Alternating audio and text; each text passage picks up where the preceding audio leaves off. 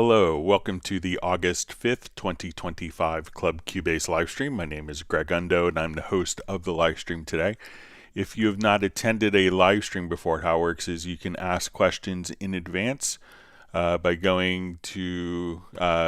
sending an email to clubcubase@steinberg.de, or the most common method is just to simply type your question in the live chat field. We will go through all of the questions chronologically as asked. If you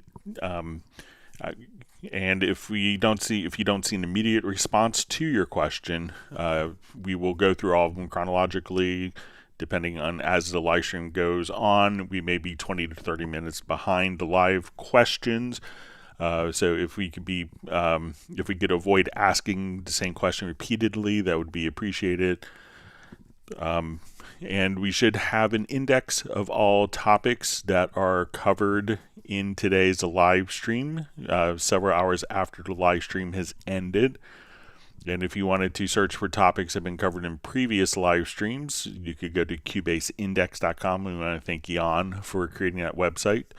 Also, in asking your questions, it's helpful if you could specify your operating system, so if it's Windows or Mac, which level of Cubase it is, so if it's Cubase LE, AI, Elements, Artist, or Pro, in addition to the version number of something like 12, 13, 14, that information is helpful.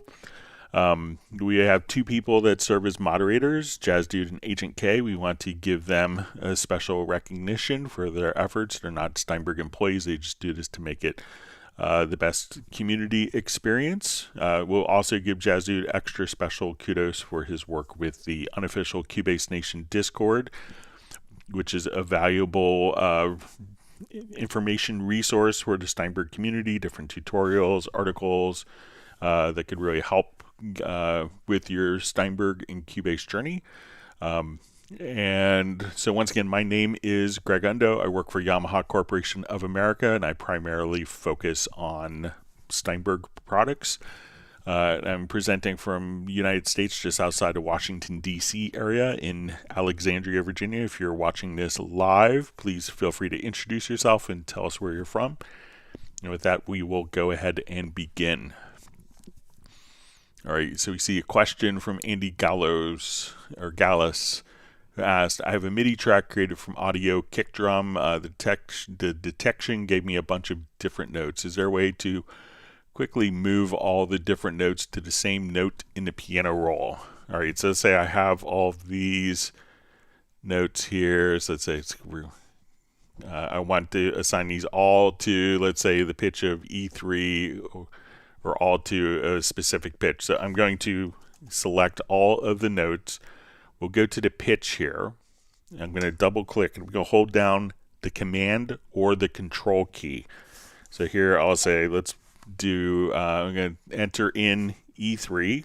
So I'm going to enter in E3 first, then hold down the control or command key before hitting enter or return. And now they'll all be set to the same pitch. So once again, just select all the notes that you want to change to the particular pitch. Go to the info line here in the key editor, and if you don't see the info line, you may have to just go to the setup window layout and do that. Type the pitch that you want, hold down command or control, and at this point hit the enter key and they'll all be fixed. If you do have a recording, so I'm not sure if it was you did the MIDI detection inside of like very audio, but another method, if you also wanted to do, if you're doing drums like this in the future, another method to maintain it on the same pitch is just to come over here. So let's say I want to go to my kick drum. We'll double click and go into the sample editor, and we can see hit points. So I'll adjust kind of my threshold on the hit points and their intensity, and we'll see this little create tab. And from this create tab, we'll say, let's create MIDI notes. And I want it to be, let's say, kick drum in MIDI is generally C1. Doesn't have to be. We could retain the dynamics or have a fixed velocity.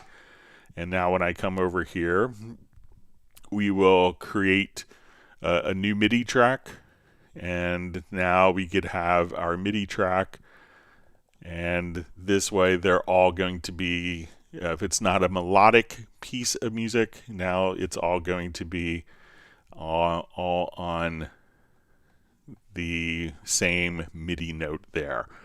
So if you're doing it in the future, you can just simply go to double click on the samples. To launch the sample editor, you'll see the sample zone. Adjust the hit points accordingly and create MIDI notes and choose just a specific pitch, and then all of the kick drums will be kind of created on a particular pitch for you. All right, wonderful to see Sable Winters from Bay Area, California. We have Uno Momento checking in from Finland. We have Stefan checking in from Sweden. We see John Barry just mentioning to Andy that you could also use a logical editor preset, but I think probably the info line holding down command control is probably faster. We have Luis Palomino saying hi to everyone. Tim K from the Netherlands is glad to be joining again from Zeist in the Netherlands. His cat Buddy is waving a paw hello to other pets, and he's getting ready to learn. All right, we see Jazz Dude and Cubase Index. All right, we have Uno Momento. I guess he's sending greetings from the sauna. Sounds like a very Finnish thing to do. All right, and Uno Momento wants people to not forget to press the like button. All right, we see Benny checking in from Sweden, as well as VST Airnova, or VS Terra Nova, checking in from Amsterdam. Thanks for joining us again. All right, we have Joe Flame Davis checking in from New Jersey. Just curious what part of New Jersey you're in. So I lived in Nutley for a while when I was working in New York City. All right, we see John Barry is just saying hi to everyone from the sunny English Riviera. Rick France checking in from Pacific Northwest. All right, so we have Gareth checking in. Great to see you on. Hope you're well. He just says the hip points must not be confused with hip joints. So that's a good point, Gareth. All right. We have John Costigan checking in from Kenosha, Wisconsin. We have Stefano checking in from Italy. Thanks for joining us. And Marvin Earl checking in from Newport, Rhode Island. We have Vishnu just asking how Jazz Dude and I are doing. So I'm doing great. Thanks for joining us again. Gareth is thawing in Bilbao, Spain.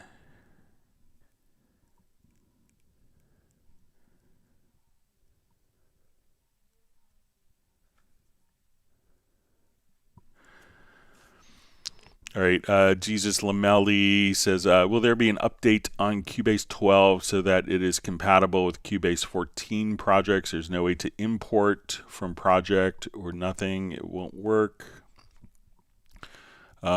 So sometimes with some of the functionality, like the score editor, it may not be as backwards compatible. There's also a change in, I think, the 13 life cycle that would allow you to have project file sizes that were 64-bit, so larger than 2 terabytes. So I'm not sure if 12 will be updated. And I guess the thinking is that, you know, if you have Cubase 14, that you may not need to open it in 12, but opening up a Cubase 12 project in 14, that still works.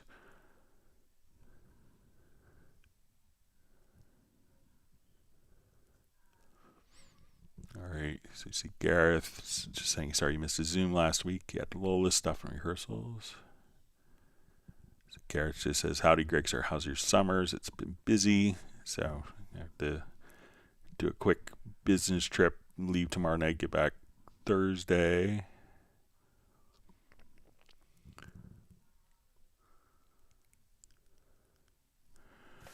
All right, so we see from Erf B checking in from Netherlands. Okay, so we see from Luis Palomino says, can I insert a reference track into my project and have the full song stay in tempo with my session? So let's say if we have a song here, and let's say my song is at 100 beats a minute. So I'm not sure if you're using the reference track for a sonic reference or a tempo reference. So let's say if I'm here, all right, so say, we have this song.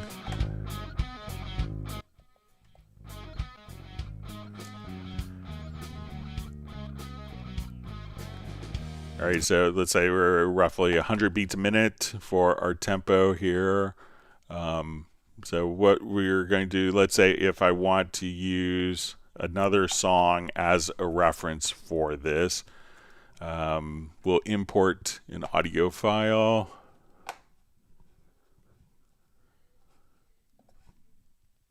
So let's say we want it to be maybe a sonic reference.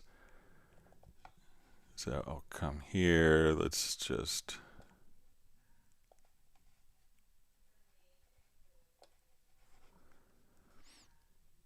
Okay, so let's say we have this song. Let me just turn the volume down to kill.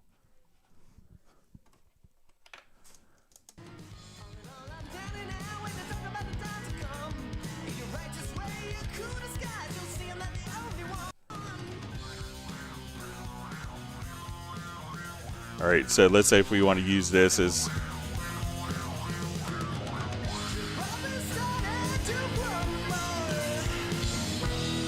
and I want to use that as a sonic reference for the song. What we could do is we could utilize the control room for this. So we'll come over here to my audio connections, and we'll make sure we have the control room activated, and I will set up a Q mix as a reference.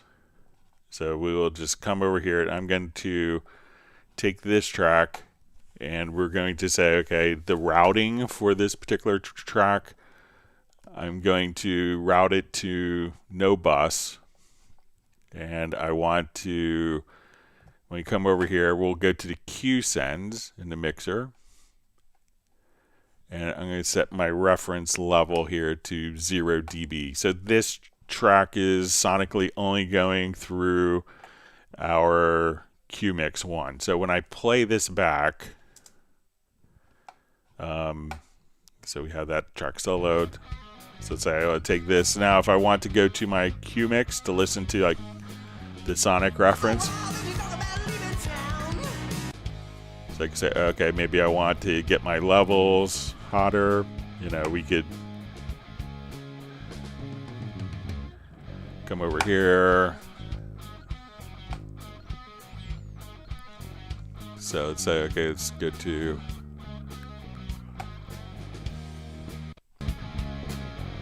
So now when we switch to the reference track, so sonically, I could come here.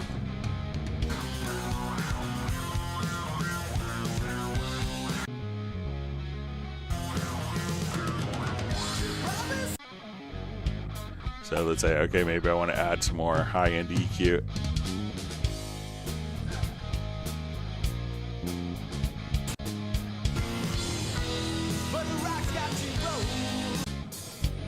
So that's how you could do kind of a sonic reference. And this way, if we have processing in our master channel, if it's going through the control room itself does not go through this particular master processing. Now, if it's and when you mentioned that it's about the tempo, about the full, so place a reference track into my project and have the full song stay in tempo with my session. So if you wanted to, do a tempo map of this song, so I could select all, if I wanted the reference track to be the reference to be the tempo, I could place all these events into musical mode. I could come over to this particular project here, and we will go to our tempo track and say, let's do our tempo detection. So, and we'll select, so we'll analyze this song. So we've done our tempo detection, and we'll just reference that so make sure.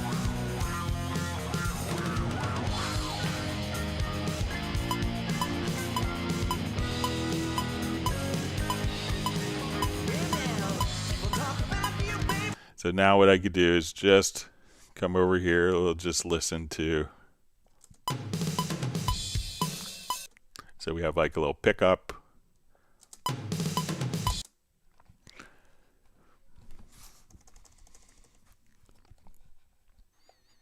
And now what I'm going to do is take this reference here. So say, okay, we're going to be in 4/4.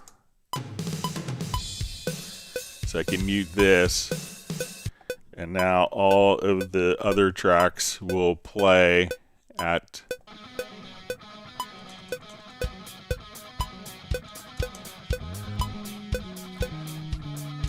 so we could have that as a tempo reference if that's what you want, but so you could do kind of tempo reference or sonic reference. So let me know if that makes sense for what you want to do, Lewis. Okay, great to see Vince checking in from Winnipeg. Michael Marshall sending greetings from Somerset, UK.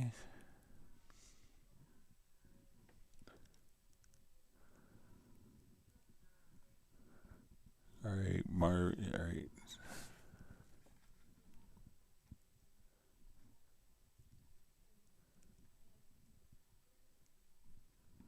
Okay, read through comments here.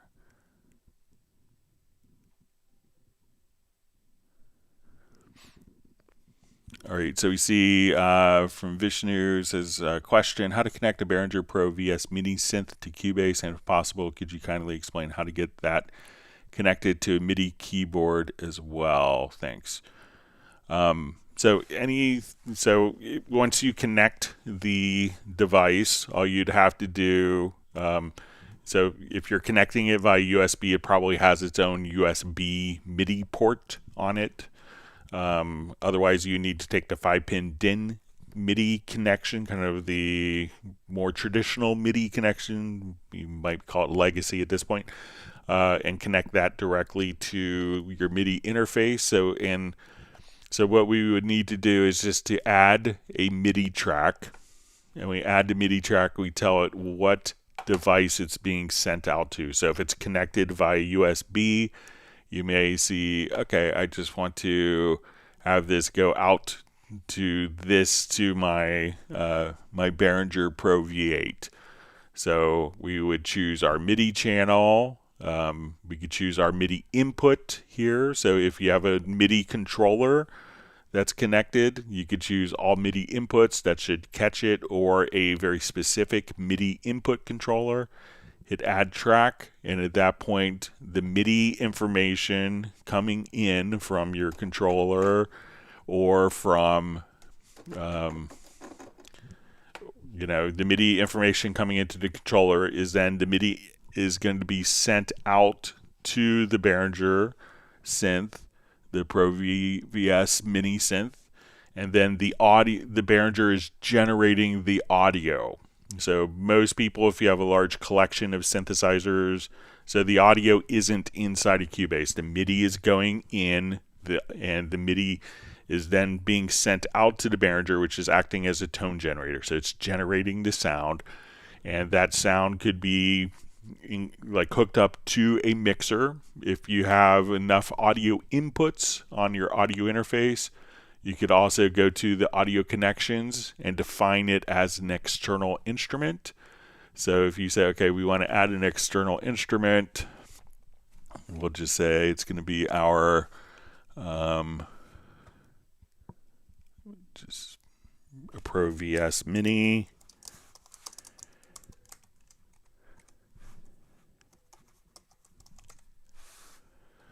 All right, so now when we hit OK, we could tell it We need to take the analog outputs of that instrument and connect it to available inputs of your audio interface. And then at that point, we could just go to add an external instrument. So we would say we want to add a instrument track. We would select from under external instruments, and we say, okay, we want to go to the Pro VS Mini. We could add a MIDI track.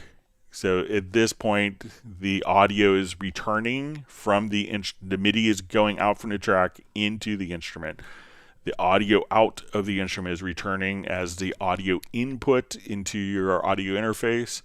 And then you could run it through all of your channel EQ and all of your effect plugins if needed. So if you have a mixer, like I have 23 or so older sound modules, MIDI tone modules, at that point, I could just simply send those into a mixer because I don't have 46 or 48 with multiple inputs, an audio interface with 48 free inputs. So I send it to a mixer, and then I send that mixer to the input of the audio interface when I need to record it as audio.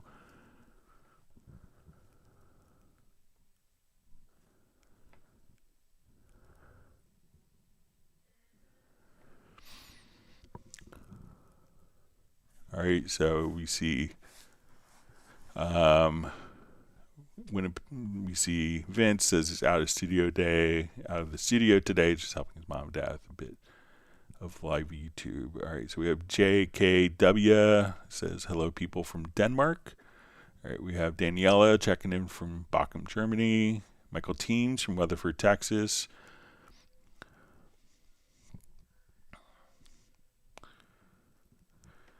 All right, so we have Ness says, hi Greg, if I have 5 projects open, can I save them as one project? So the projects work independently of each other, but what you can do is, if you wanted to copy, data from, if we come here to this project where we had, let's say, different events,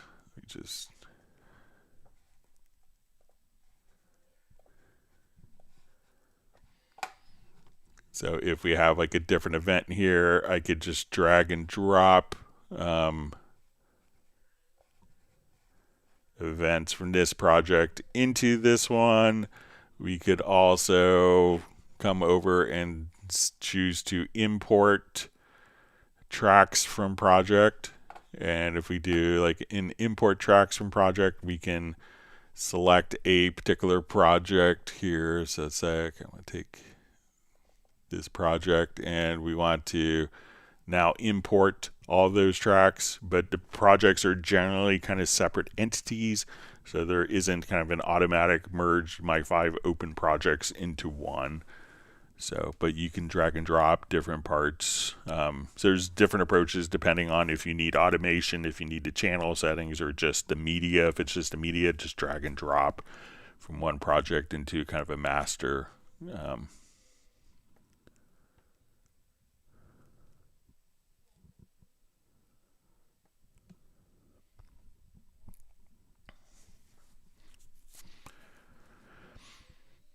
Okay.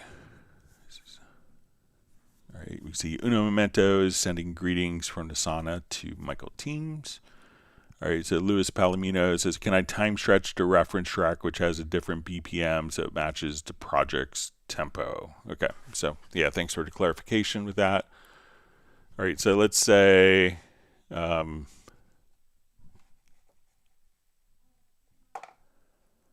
right, so let's just,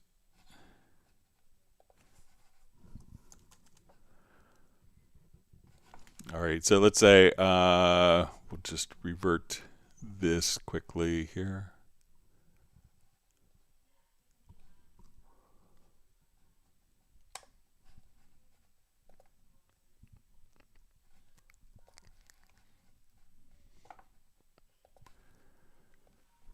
Okay, So you want to time stretch the reference track, which has a different BPMs that matches the project's tempo. Okay. So let's say we have this, our project tempo is 100 beats a minute. I import an audio file that has a different. So let's say we'll just.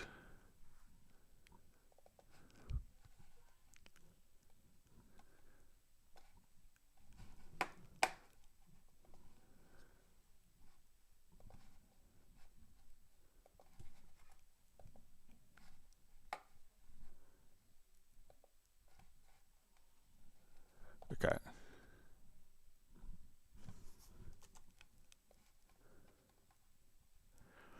Okay, so let's say we just wanted to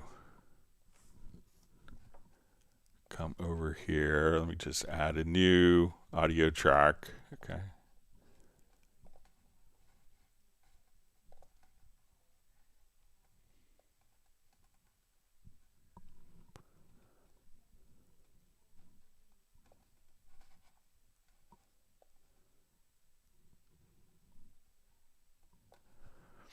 Okay, so let's say this is our track here, and we want to make this track fit the tempo, but this is a different tempo. So we will play this with the current tempo.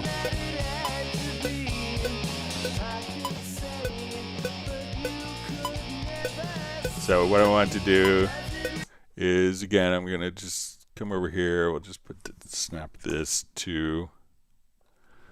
All right, and I'm going to do my tempo detection of this.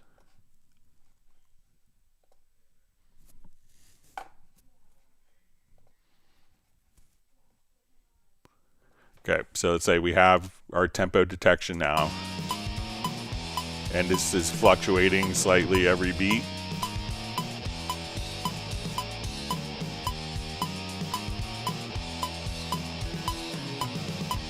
All right, so what I'm going to do now is just go to my audio menu, and we're going to go to advanced.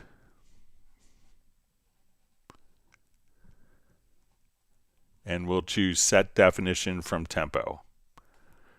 All right, and and what this is going to do is write these tempo changes metadata into the particular file. So we'll just say at the project level. So now that places that into musical mode. I drag this file over, and now this file is going to play back at whatever tempo we have with the project. So now it's going to play back perfectly at 100 beats a minute.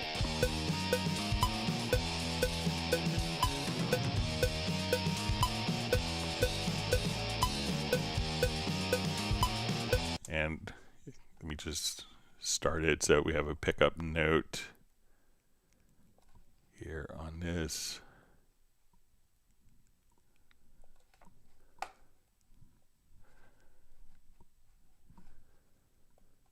So if we want this to not take into account the pickup note.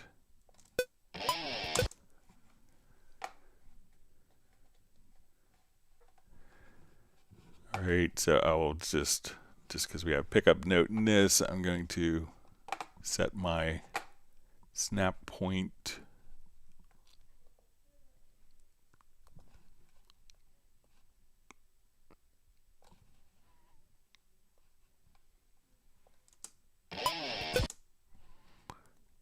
to here. Okay, so now when we move this, this will.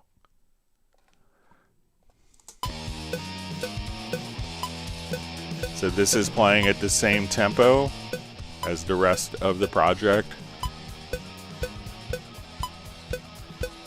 So if we just kind of come over here, we'll say, okay, let's make this 100 beats a minute.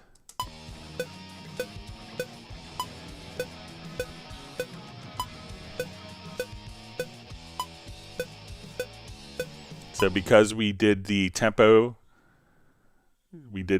detection, and then we did audio to advanced to set definition from tempo. Whatever tempo that I have now, it will just follow. So if I want it to be 100 beats a minute, 234, let's say 108.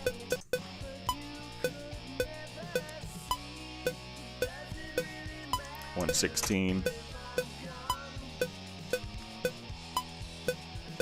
So this is kind of dynamically changing, even though it was varying tempos before, it's now dynamically changing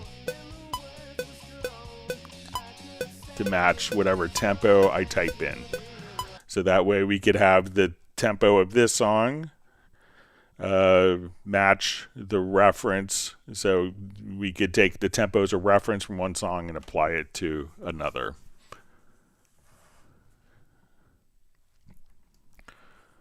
Okay, wonderful to see Suede TV and Recording Studio on from New Jersey, if memory serves.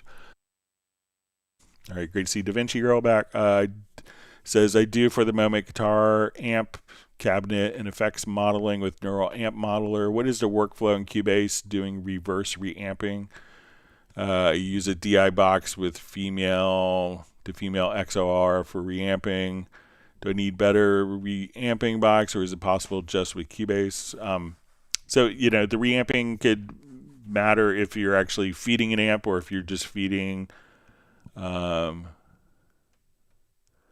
I'm not sure if you're just using the Neural Amp Modeler, then you should be able to, you know, once you have the signal going out from the track, so you just would take the audio track here.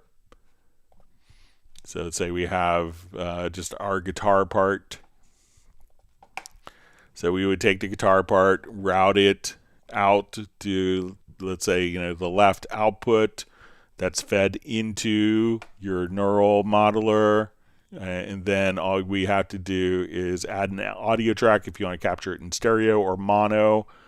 If you're doing a lot of effects, just capture it as stereo. Then when you hit play, it's going to send the signal out to your modeler and then capture the output of the modeler back in, so you don't need any special hardware with that.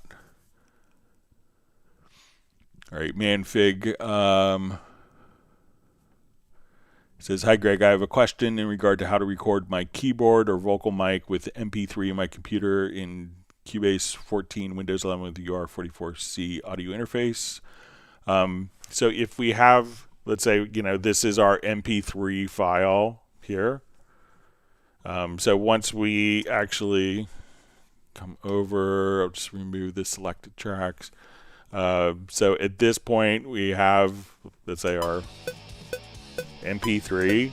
So we have that as an audio file. So once the MP3 is imported into Cubase, it's going to decode it and then put it as an audio file. So that way it's a standard WAV file, and to record on top of that.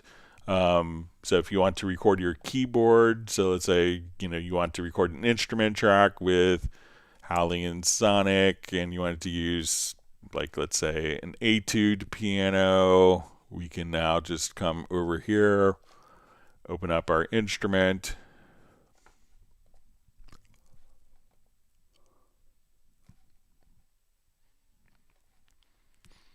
So let's say we'll come over here. I now have my piano. And if we want to add an audio track, I could just come right over here. Let's add audio.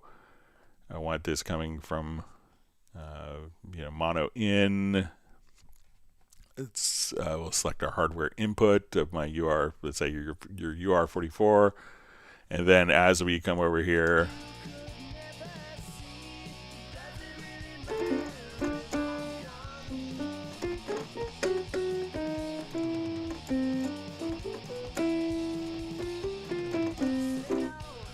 and then you could just record your microphone as audio. So if you just wanted to,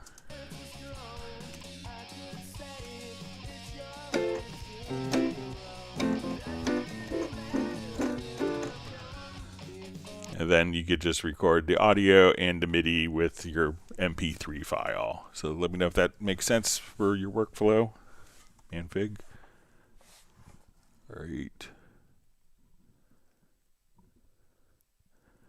We have Sanjoy sending a heart emoji. Thanks for joining us today.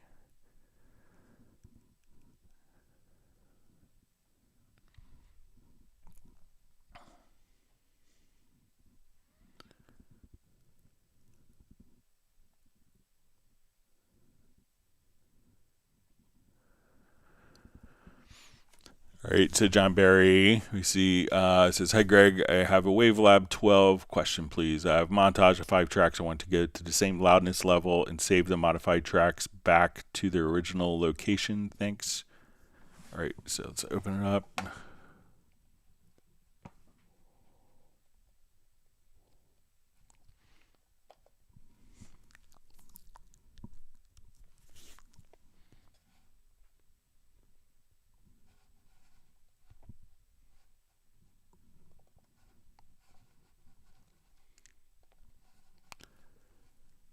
All right, so let's see. I think I have a...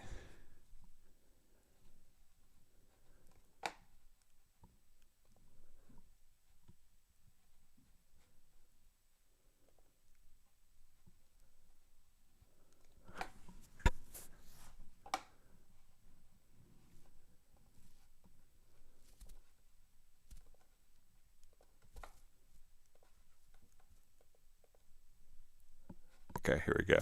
All right, so let's say this is our... so I think that there is... so let's say we have this as our... all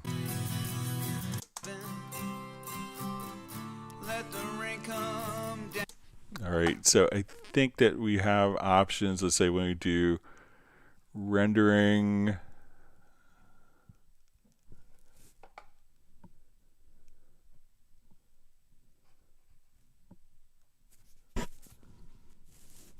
just see if there's, when we come over,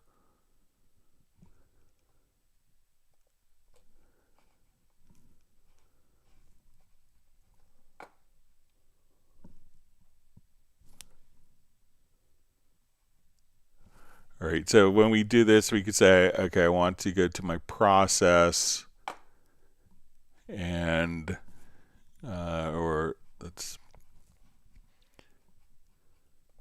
I think it's, if we come over to,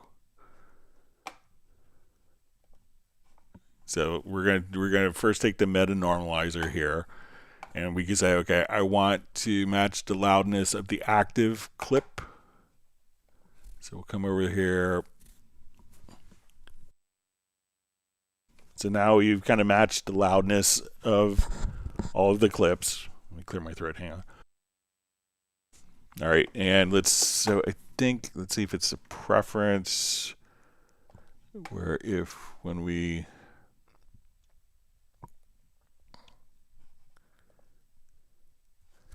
like when we render, if it overwrites the existing file or if it creates a new file.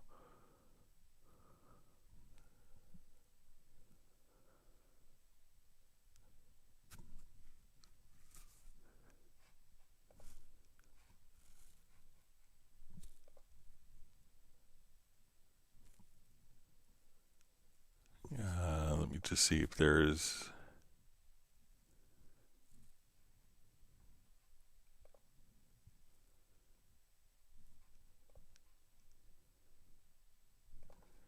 All right, let me just get back. Let me just look in here, see if there's preference for it to automatically replace the existing file or make a new file. I think it may make a new file so you have the originals for undo capabilities. But let's just come over here and say if we go to our render,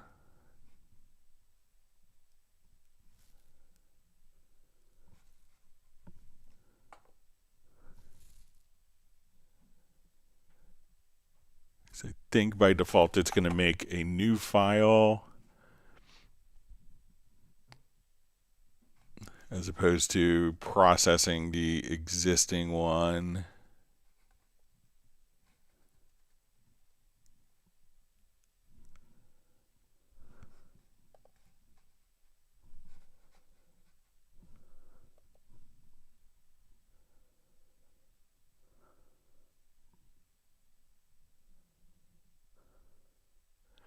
Yeah, I think the default behavior, John, is that it's going to always keep the original files, and as it renders the new file, that it will automatically generate a new file. And that way, if you want to jump back to the rendering, that it would automatically still have the particular files intact. I could do some more research on it, John, if you want to send me an email reminder to clubcubase@steinberg.de. But you could save it. If you just choose a location, it'll create a new file, but still save it to, here you could set the path. You can set the destination folder to the location. So I'm not sure if you want to replace the original files or just place it in the same location. But if you just click here, and this is under the render, there you could choose the path, and you could put it into the same folder if you want. So it's that, or if you want to actually replace the files. So.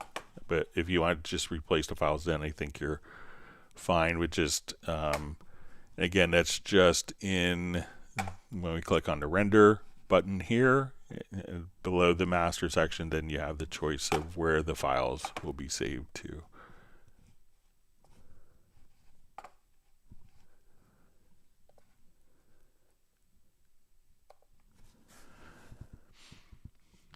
All right.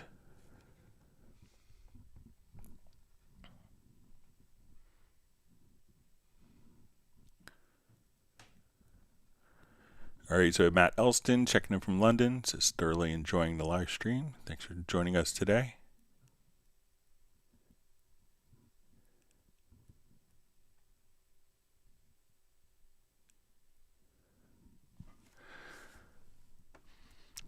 All right, James Dazell just says, hi Greg, what's the best way to import a sample into Cubase with different tempo than the project tempo? Okay, so let's say, so we'll just come over here. Let's say let's say our project tempo, we're gonna set to be 108. So when I come over here, let's grab a couple drum loops here. So as we do this, now we have this little music note here. So when I take a file here and drop it in, this would automatically place the file into musical mode. So right now we can see our project tempo is set to 108, and we listen to this, and we'll just listen to it, and we'll put our metronome on. All right, so this way it's not following; it's independent of the tempo of the project. Now, when I enable musical mode, this will automatically fit the tempo of the project.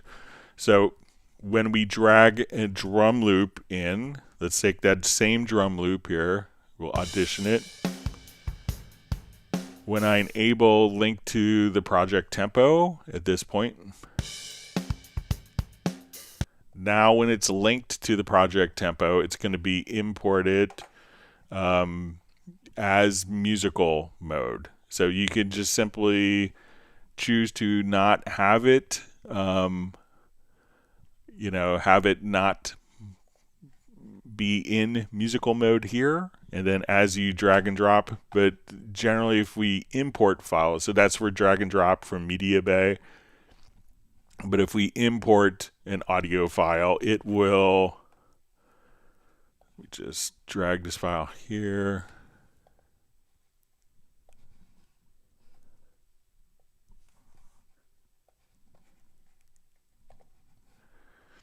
All right, so this file won't be, because this file, let's say it's just a WAV file, it's and we don't have tempo information. If we just import the file, we would have to place it into musical mode for it to follow the tempo. So if it has tempo information, like tempo metadata, you would just take it off of musical mode if you drag and drop it from the MediaBay, or you could enable musical mode right here from the info line. So when it's not musical mode, it's going to play back at the original tempo.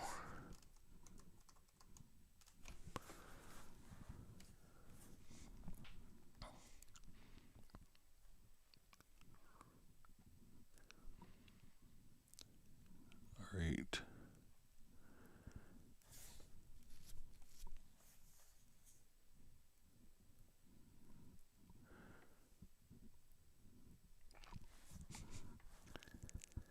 All right, so you see from Luis Palomino, it says, in the drum editor, I have a pattern with bongo, clap, snare, and kick. I want to copy only the bongo part to a different pattern. Okay, so let's take a look.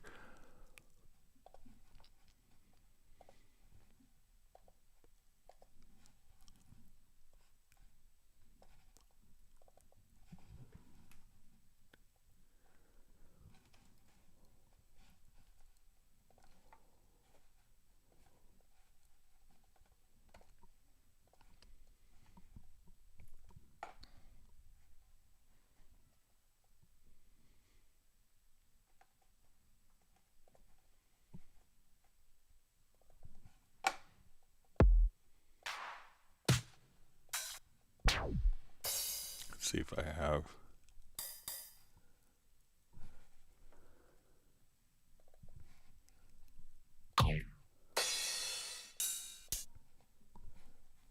I'll just find a less electronic kit.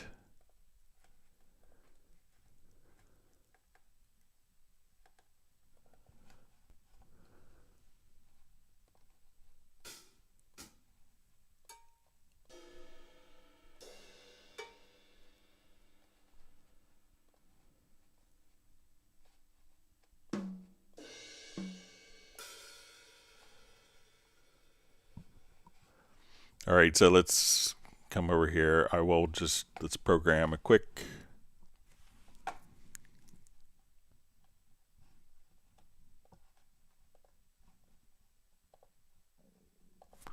All right, so as we come over here,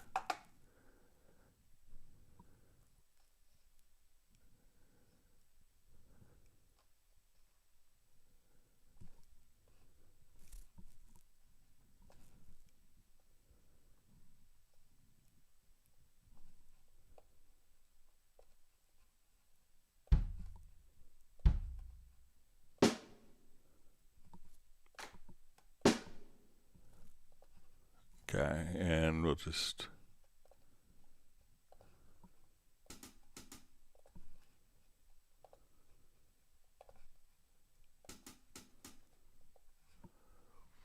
all right, and we want to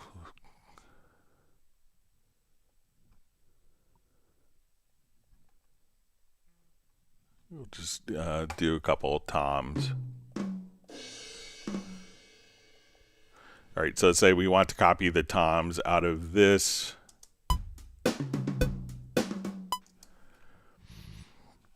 Okay, so let's come over here. Let's make a new instrument track if we wanted to.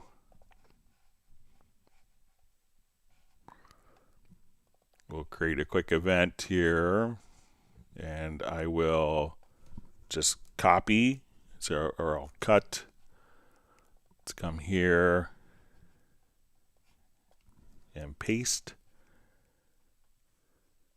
Then we could have our toms kind of automatically show up here. So you could also choose to, let's say I want to extract B1 and C2 to new tracks. We could also just do a logical editor preset if you want. So if we just come over here, we could say, just remove this, and we'll say extract to track, and we'll say we want to take type is equal to note, or we could just start with subtype equals B1.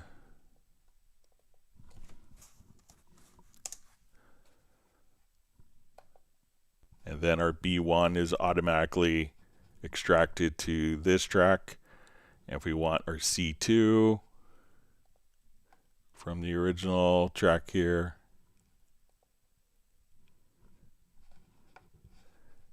then we could just say extract C2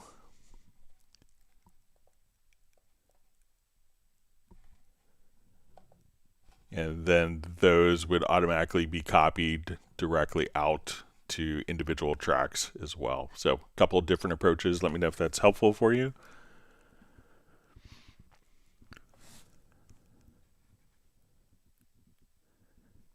Apparently I'm possessed by the ghost of Liberace, according to Gareth. And he knows.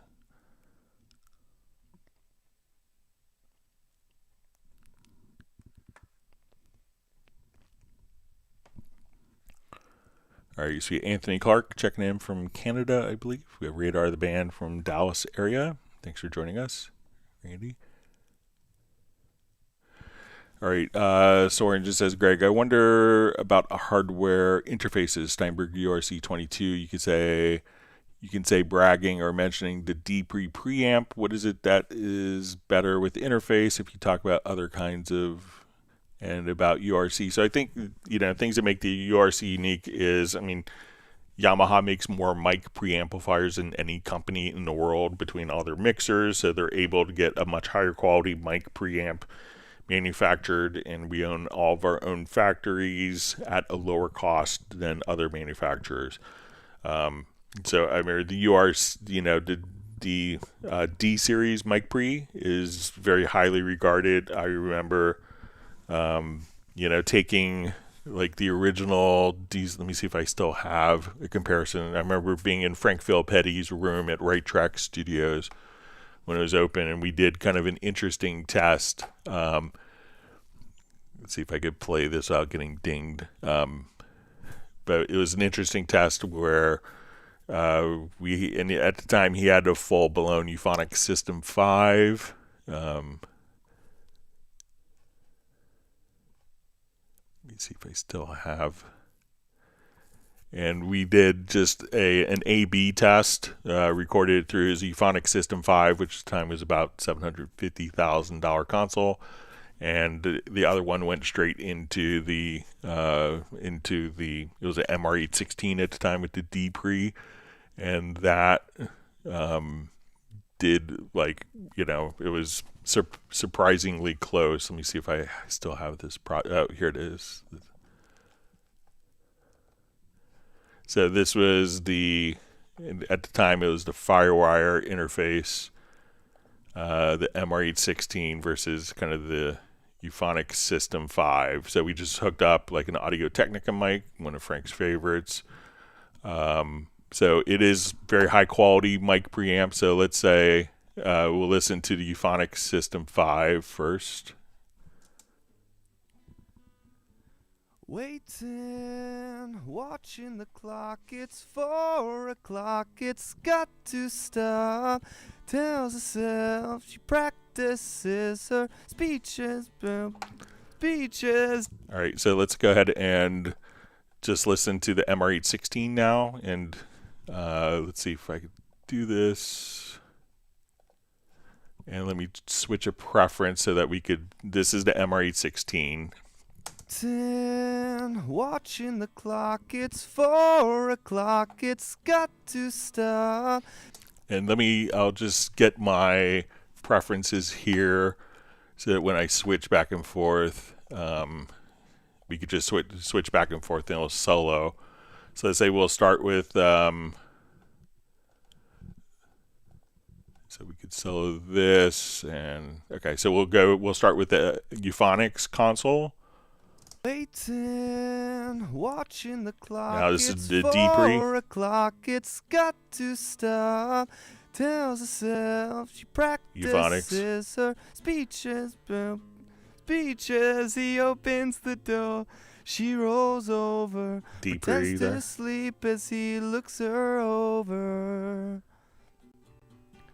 She lies and says she's in love with him.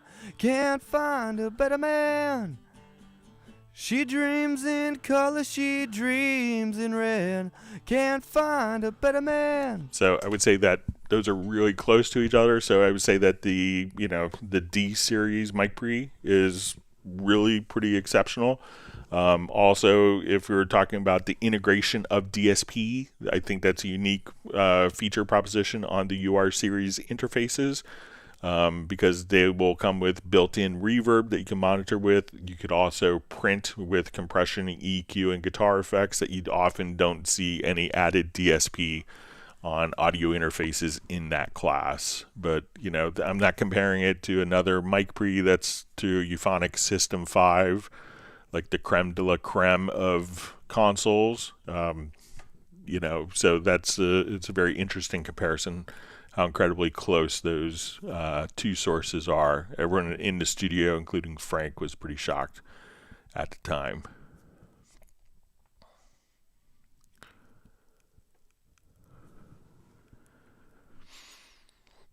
All right, so we see from Quellen says, hello, Greg. Is it possible to invite a muted audio file only on certain sections and not the whole file by pressing, I guess, to maybe unmute a muted audio file on certain sections and not the whole file by pressing unmute? All right, so say if we have this particular file here, let me color it so when it's muted it makes a little more sense.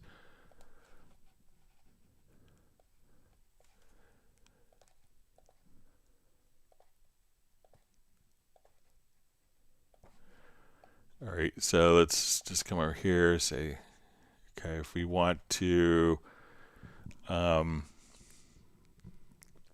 right, so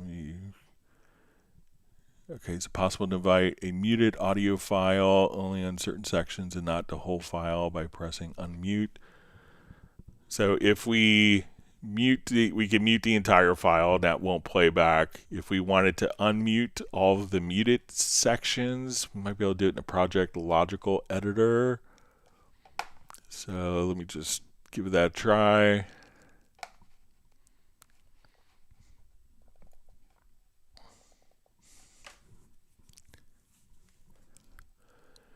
Okay, so we want to transform media type is, or let's say property is set to is muted, and we want to get a track, not track operation, but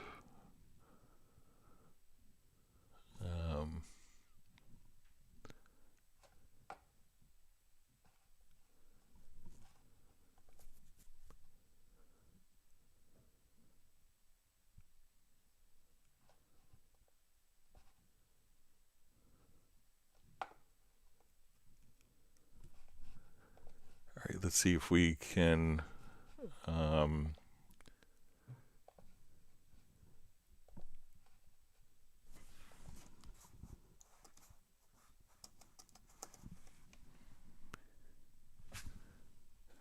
right, so say if we come here, all right, so I'm going to take the muted sections here. So I don't want to mute the entire track, but just unmute the particular sections.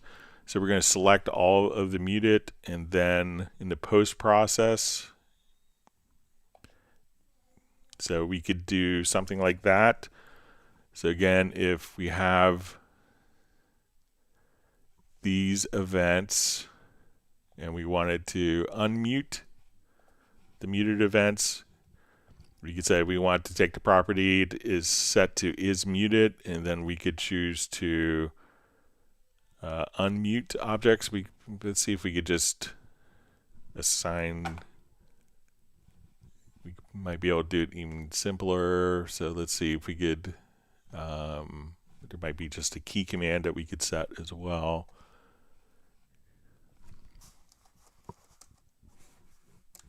That you may not have to. Yeah, so let's go to Option M. So if we come here,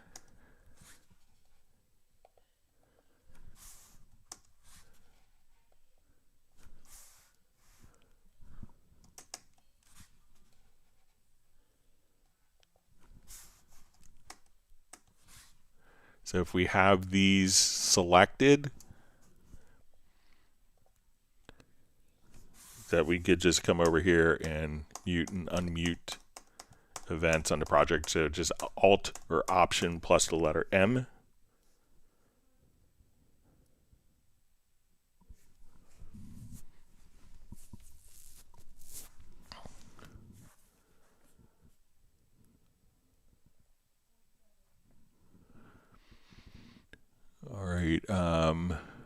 All right, so you see Soren just says, Greg, can you show me the dampen breath slower by 1 dB thing you have, please? Okay, so let's say if we have like a breath that we wanted to minimize, so we could do this in a macro. So I'm just going to grab my range selection tool, and let's say like this was an obnoxious breath here, like this little phrase right here. So we may be able to. She rolls over, pretends to sleep as he looks her over. All right, this guy had good breath control. So let's say this was our obnoxious breath here. Sorry. So I will just take this and let's make a macro to do this. So one thing you could do is if you don't want to do it with the macro, you could just select with the range tool and go to the center. If you wanted to kind of automate the process, we could come over, let's go to your key commands.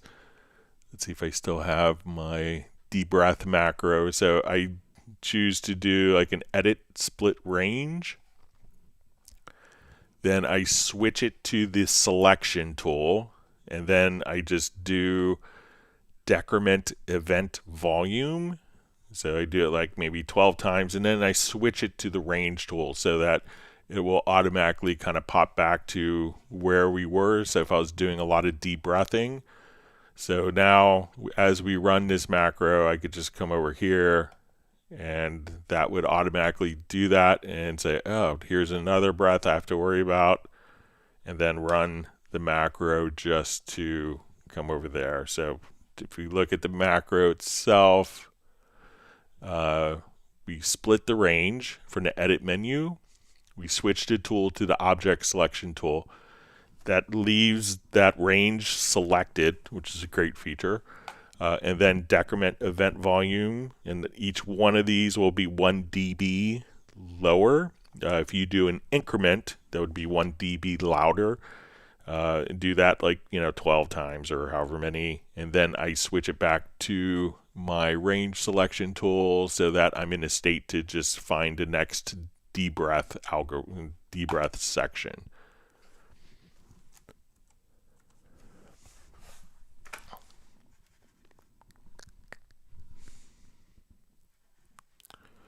All right, let me get my monitor and computer back on here quick.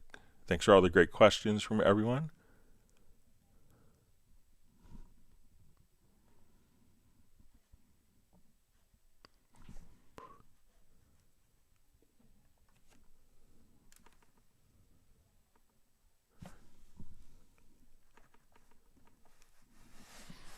Okay.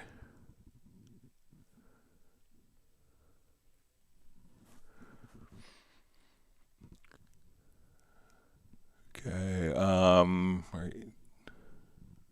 All right. Reading through comments. All right. So we have Netnil the King just saying yo, or maybe you. All right. Songs of the Ivy Brothers. What's the best way to place an outside drum sample into Groove Agent And what are those tiny boxes in the pads? Okay, so let's come over here. Let's add an instrument track. So I think the easiest way to do it is just to, so open up our pads here. Let me just jump to, let's go to like my, go to my favorites. So I think I have some one shots. Okay. So let's say I want to come over here and we have these snares. So I could just drag any file right to the pad. So if I wanted these to be, so I have like, let's say 8 snare drum sounds. So if I wanted, so we see 1 box, 2 box, 3 box, 4. So 1 box would automatically place all 8 samples onto the pad. Now, if I had an existing sample on the pad, we could replace the example, and that's what 2 boxes is. So, and if we see our 3 boxes,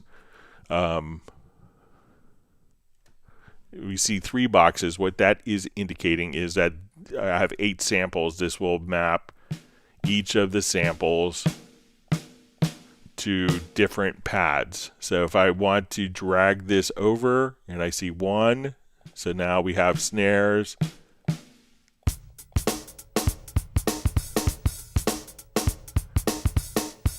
And that replaces the sound. So let's say I have, you know, a percussion, and I drag it so that we can,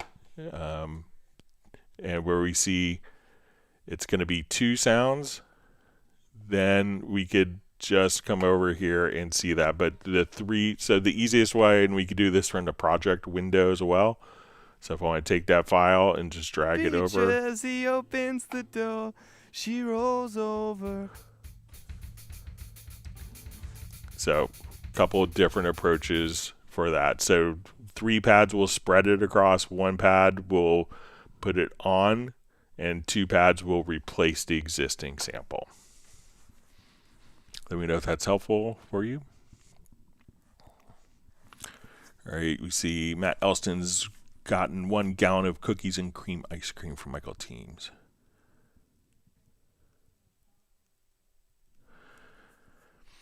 All right, Joe Flame Davis says, hey, where can I find this section where I can play notes on the keyboard and it will be in the key I set? Okay, so if we go into like the MIDI editor, so we'll come over here, we'll add, let's say, a quick like electric piano type sound.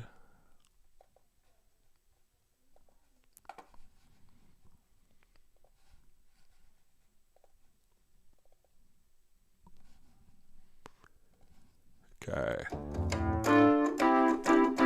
All right, so when we go into, let's say, an editor screen of it, so what we could do is we will just come over. All right, and once we're in the editor, and so if we double click, so we can have the track inspector when we select the track, or if we double click, we could have the event editor or the editor inspector. So as soon as we do this, we could say there's a scale assistant. So now we could, let's come in and I want to set my key here to D major. So now as we come over here, we could choose to snap live input and snap pitch editing. So now I could only play notes that are in C major, so, or in D major, my specified key, and you could have other scales as well. So let's say I want to come here, and as we're recording, I play C, D, E, F.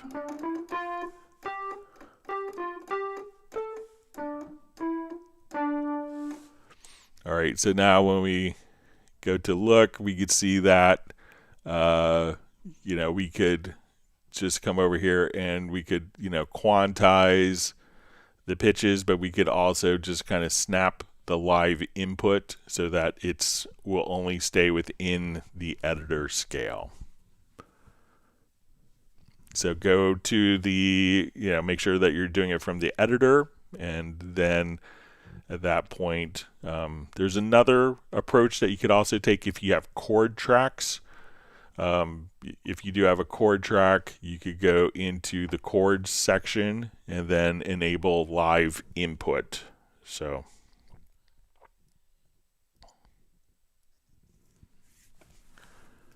let me know if that's kind of what you're looking for.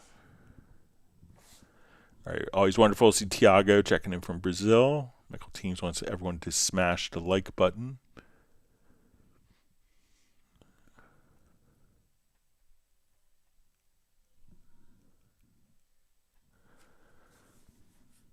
Okay.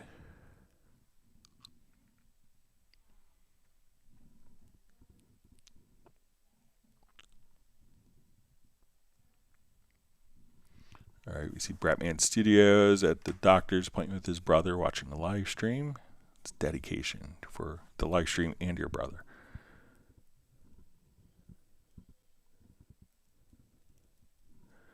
Michael Team says he has the Yamaha mic pre's on his main board in the studio.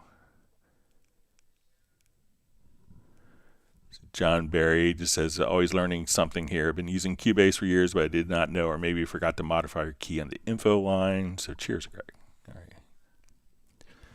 I didn't know if I could do it at first when I first did it, but I know you could do it for velocity, so I figured with the same logic it might work for pitch as well. So, and smart people at Steinberg had programmed that. All right, with Dwight Cunningham checking in from the Bahamas.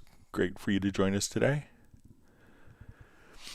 All right, James Dizelle says, hi, Greg, another question. When importing a sample from Splice, there is a checkbox for sample rate under convert to project settings. Should I check this checkbox when importing a sample? So it's always a good idea to do that. If you don't want to see, because if you didn't change the sample rate and it was different than what your project was, the pitch could be out of time.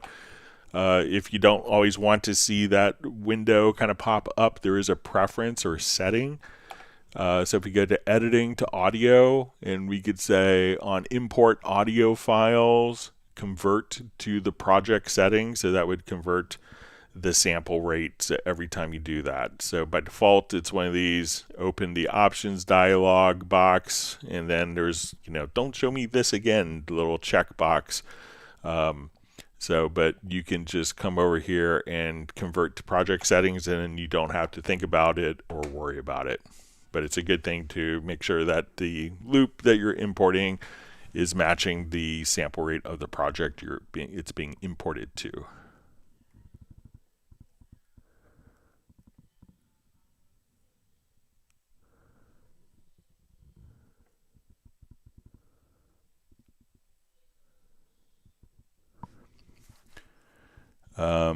All right, so we see Michael Teams is granted 1 gallon of fresh Texas strawberry ice cream for my family and myself. Thank you.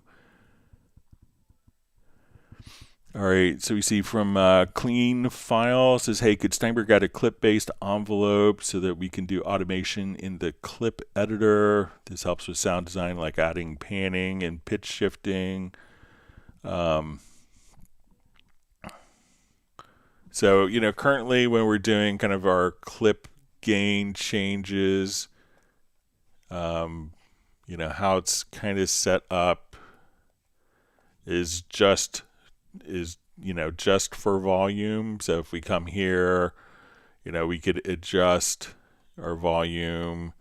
If we have like our sections at this point, but it's not kind of an object oriented with the clip gain, because the clip gain's intended to be more more kind of like pre gain.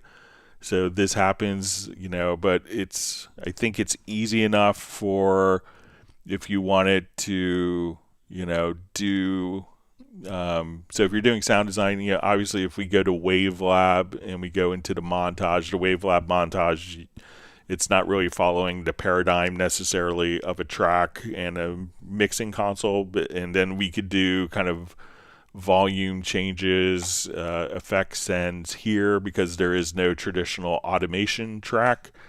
But, we can very easily just, take this clip gain here and say, okay, I want to do my volume automation. I want to do my panning. So at this point, we could just say, okay, I just want this to be panning or whatever that I, need to see. So, and as we move the clip, the automation automatically gets moved and tied with it. So I think that we'll see Cubase and Nuendo kind of follow that paradigm. So it's not as object oriented because we have like extensive automation capabilities. Usually programs that do that don't have extensive automation capabilities, and it's kind of more of a limitation of the paradigm, but I'll pass it along regardless. All right, so we see from Reverend House is 1 box, 2 boxes, 3 boxes. Thank you from Porth Tyne in Simru. So thanks for joining us. I'm sorry for mispronouncing where you live. All right.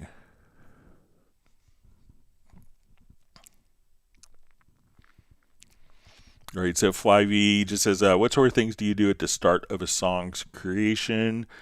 So when I may start with like maybe a placeholder drum fill, and Groove Agent is great for that. So if you wanted to kind of come over here to Groove Agent, open up a particular kit, so let's say, okay, I'm starting in every song. There's no right or wrong answer. What I like to do, some people obviously write lyrics, it's like the classic, do you write the lyrics or the music first, and it's like, as long as it's a great song, who cares?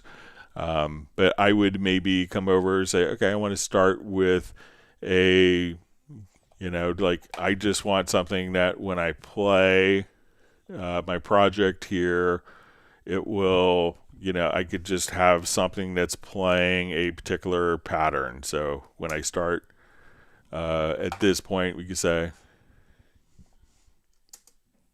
we could have just a pattern playing in Groove Agent as we do this. So just having like different patterns that can play in Groove Agent, I think is good. And then a lot of times if I'm writing and I'm not a songwriter, I'm not a composer, but if I'm kind of coming up with an idea of my own, I may just go to the chord track and just kind of start with chord progressions. And then, but again, there's no right or wrong way. Some people come up with the lyrics and the music at the same time, and that's great. It's however you create.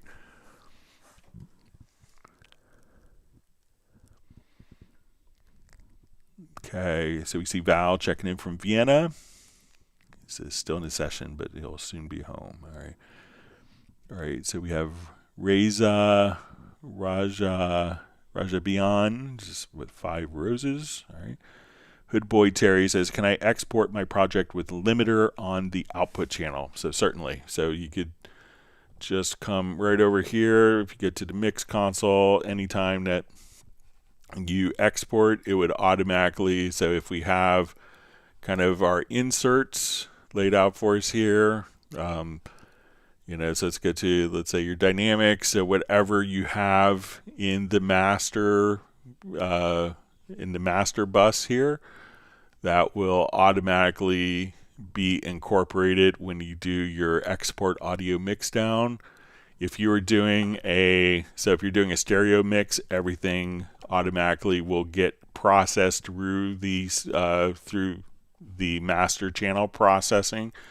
If you're doing a multi-channel export, like making stems, at that point you get an additional box. So if you wanted to apply all of the effects, including the master groups, when making individual stems, so you have like kick, snare, hi-hat, bass, vocals, guitar, keys, all on separate tracks and you wanted to incorporate the sound of the processing, at that point you could just choose in the effects section to have it be only the inserts in the channel strip, which would include the EQ if you wanted to include the groups and send processing, or the group send with the inserts, EQs, and channel strip and the master effects. You could just simply choose that option. But by default, when you do a stereo audio export, the processing, like a limiter on the master channel, is automatically included.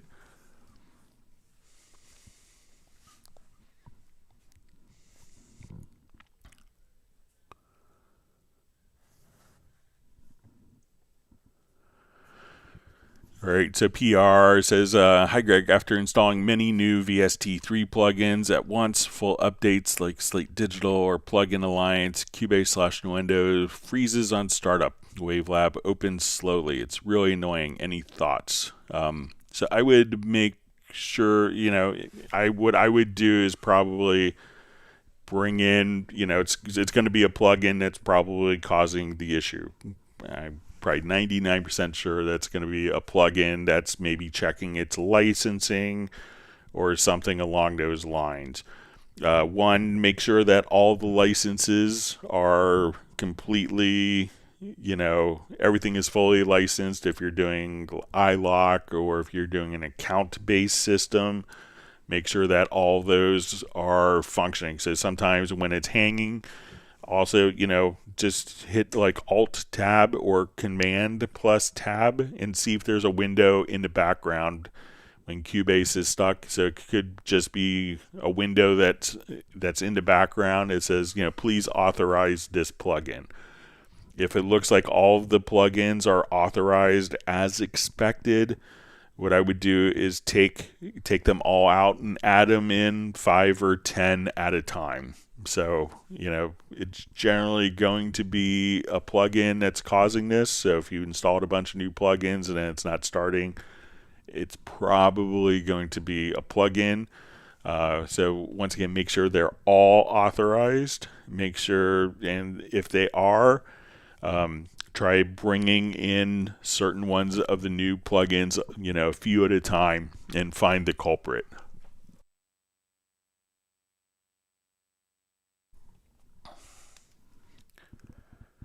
All right.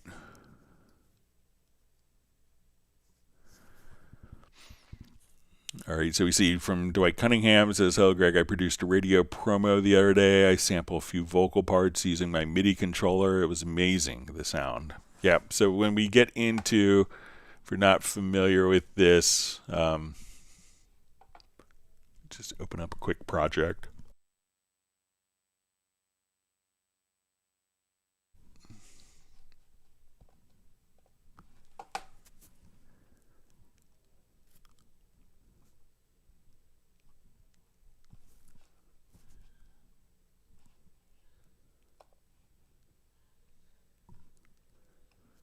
But there's a kind of a special sampler mode.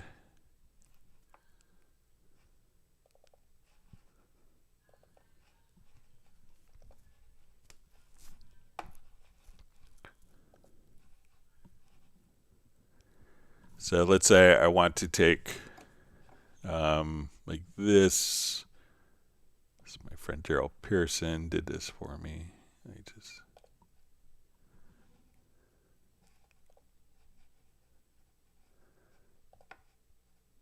All right, so let's say I think I am singing this phrase for Greg. All right, so he just kind of sang me like one particular. I'm singing this phrase for Greg so that he can. And one of the things that you could do, there's a couple of cool things you do if you're doing like kind of different vocal stuff. So one is, when you go to Audio Warp, you could do spectral vocal. I am singing. I am singing.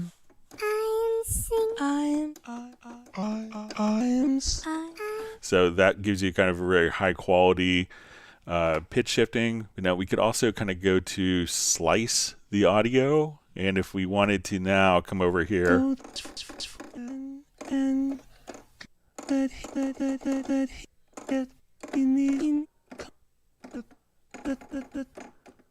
So you could make your own slices, and if you wanted to do kind of vocal chops.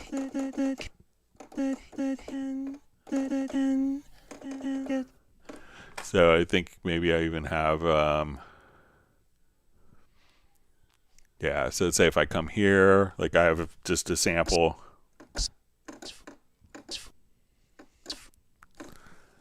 And we'll just come over here. So say now if I want to do... No time to hesitate, it's all been. No time to hesitate, it's all been done. All right, so now if we wanted to kind of switch this, I could have different vocal chops. You get, let's get it. Let's get it going, going, get going, get going, get going. Let go and get going. Enough. Get going, get enough. Enough. Get going, enough. So you could, easily just kind of randomly sing words in, and I know people will come over here. Hesitate, done, hesitate,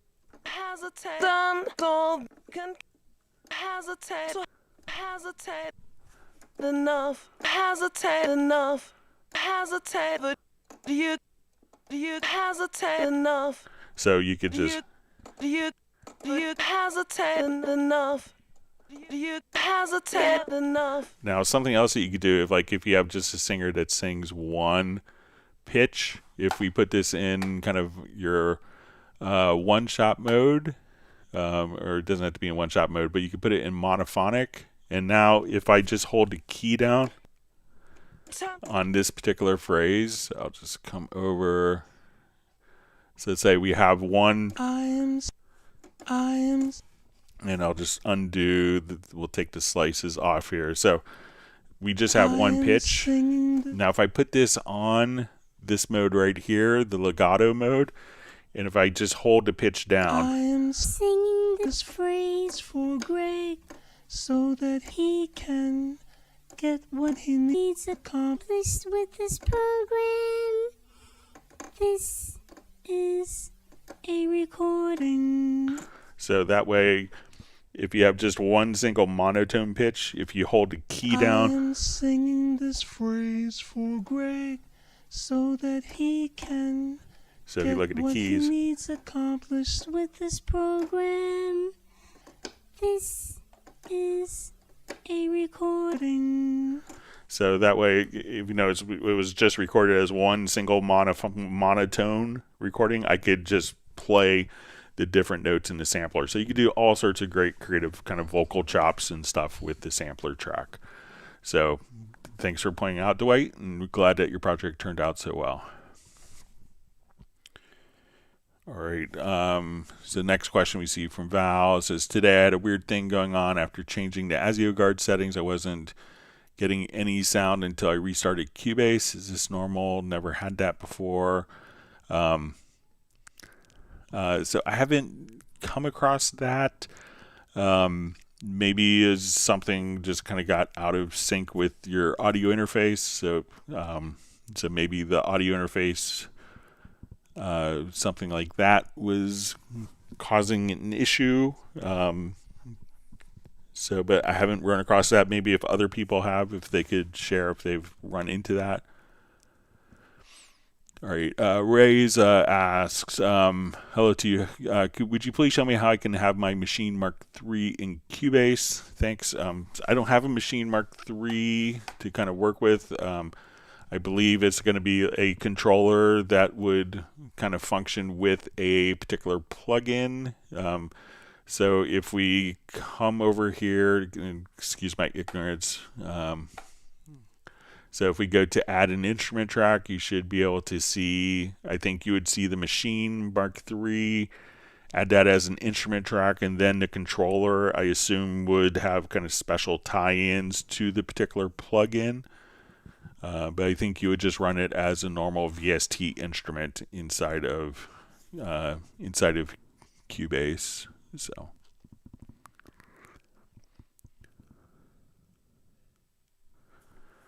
All right, so we see from Hoodboy Terry says, does the limiter affect the export if it's inserted on the output channel, or it doesn't matter? So it will take, as we discussed before, so it will automatically be included in your export audio mix down. So, all right, so we see from Tim K, just on subject of creation, that Fly V was asking about from Winnipeg, says, I don't always create the same way. Sometimes I'll start with a rhythm or a chord progression, a melody, a guitar riff, a keyboard solo, some stray phrases combined into something cool. No rules.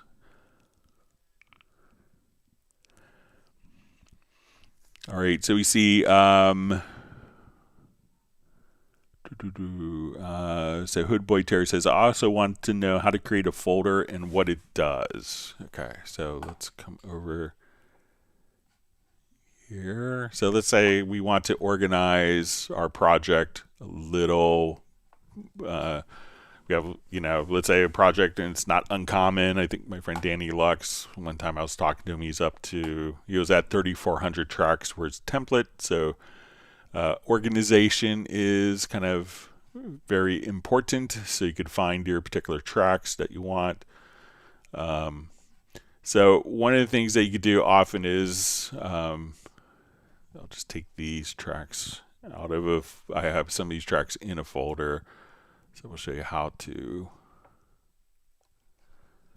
All right, so if we don't want to always be scrolling constantly up and down, so let's say I have a number, like all of these blue colored events are in these are all my drums, and I want to put my drums into a folder. So I could come right over here and we'll say right click after we select them, and we'll see the move selected tracks to new folder. Right, so we could now come over here and say, okay, this is my drum folder, and when we do this, we can now kind of tuck all of the drum tracks into this particular folder. Now, if we wanted to come over and assign these to a group and a folder at the same time, if we come over, we go to your edit to macros, and we can say, and this is included with all the Cubase selected tracks to new folder and name group channel. So we'll come over here, we'll call this drums. So now I have a folder, and all of the tracks in the folder are routed to the to this group that I call drums. Now, when we go into our mix console, we could also just kind of see, okay, we have all of our folders, and I could now hide all of my channels in the folder. Let's come over here and say, okay, let's hide my input channels.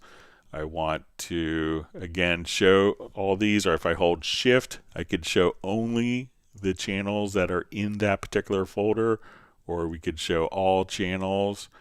So we could just kind of come over here and kind of tuck our different stuff away. So if I say, okay, let's just hide all my drums, so I can see my bass and guitar tracks, or I only want to see drums, I could just hold down shift and click to the left of the folder, and then we could see everything right there. So just a great way of being able to organize. And then you could say, okay, within my folder, I have a subfolder. So I could create a new folder here. So we'll say move selected tracks to new folder, and this folder will be kicks.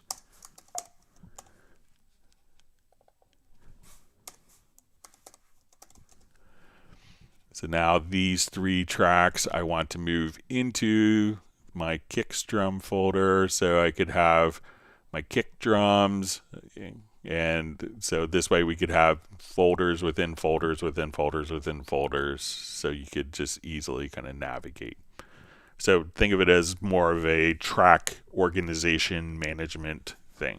And a folder track isn't limited to being just audio or MIDI. It could be an instrument track, it could be markers, it could be a video track, so multiple types of data, even if they don't actually pass audio or sound, can be included within a folder as well.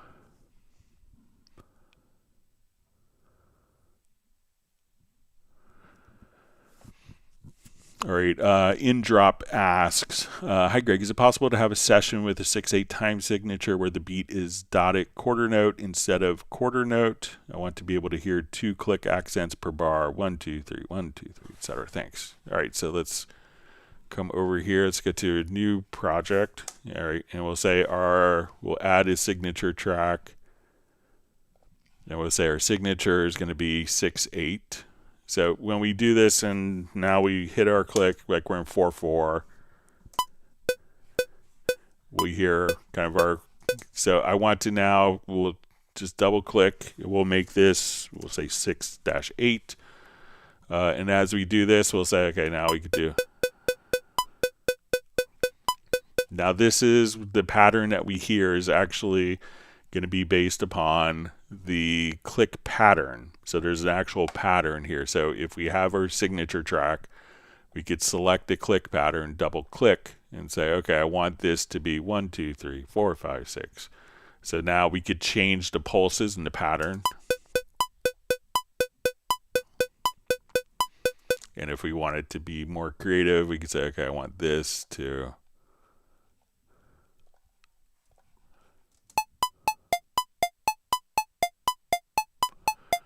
or if you wanted to mute, so let's say you want to do,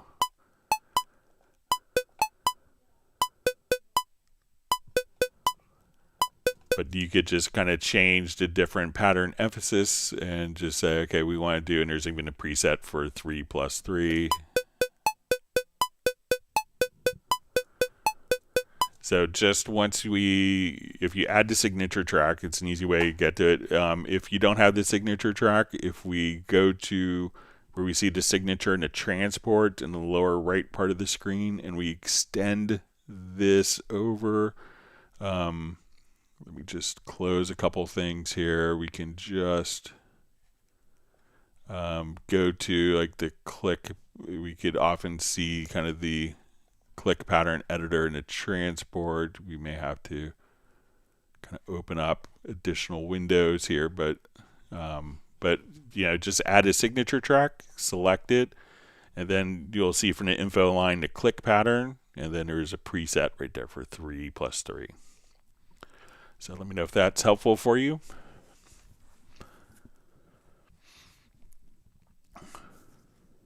All right, Miguel Barosa asks, hello, Greg. Any update regarding the scroll wheel not scrolling sideways on the lower zone mixer when the new preference mouse wheel not changing parameters is enabled? It's such a bummer. All right, so let's say we have our lower zone mixer here. Let me just add a bunch of audio tracks.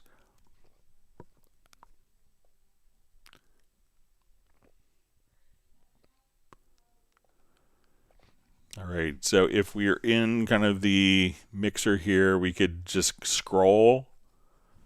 So nicely there, but let's say if we're in the lower zone, if it's like this where we don't scroll, so there hasn't been any updates to change that behavior, I'll mention it again. I know I have mentioned it in the past, but let me know if that's exactly what you want to do. So you could just scroll right here in the lower zone mixer like you can in the full screen mixer. But there hasn't been any changes with that. All right, so we see Aldian Leeds. It says interesting topics as always. Thank you, Greg. So, thanks to all the people asking the interesting questions. So I just hopefully provide answers.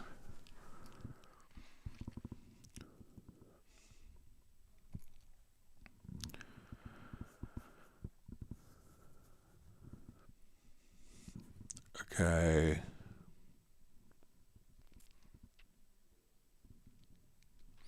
Okay, so we see from InDrop, it says, hi Greg, I got a new Mac. What is the best way to do a fresh install from scratch? No time machine and transfer all my settings, shortcut and presets.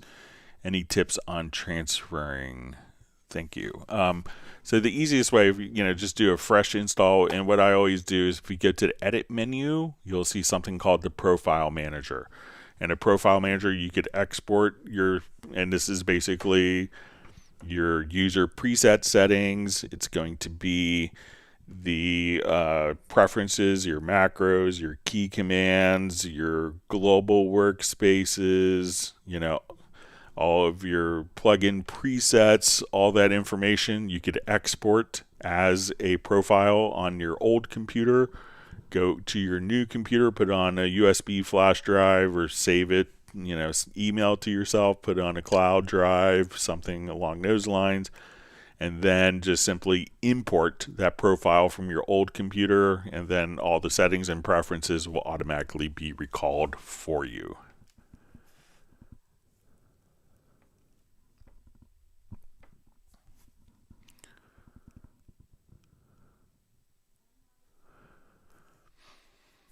All right, so we see James Lowndes just asked, or Lowndes, question, my drum group is peaking at -12, but my stereo out is peaking at -6.7, and everything else is muted, trying to gain stage. Okay, all right, so, you know, one easy way to kind of check with gain staging that I've always, you know, there's a lot of things that could be variables. So let's say we want to come over and we'll add a group channel here. Let me just hide my input channels.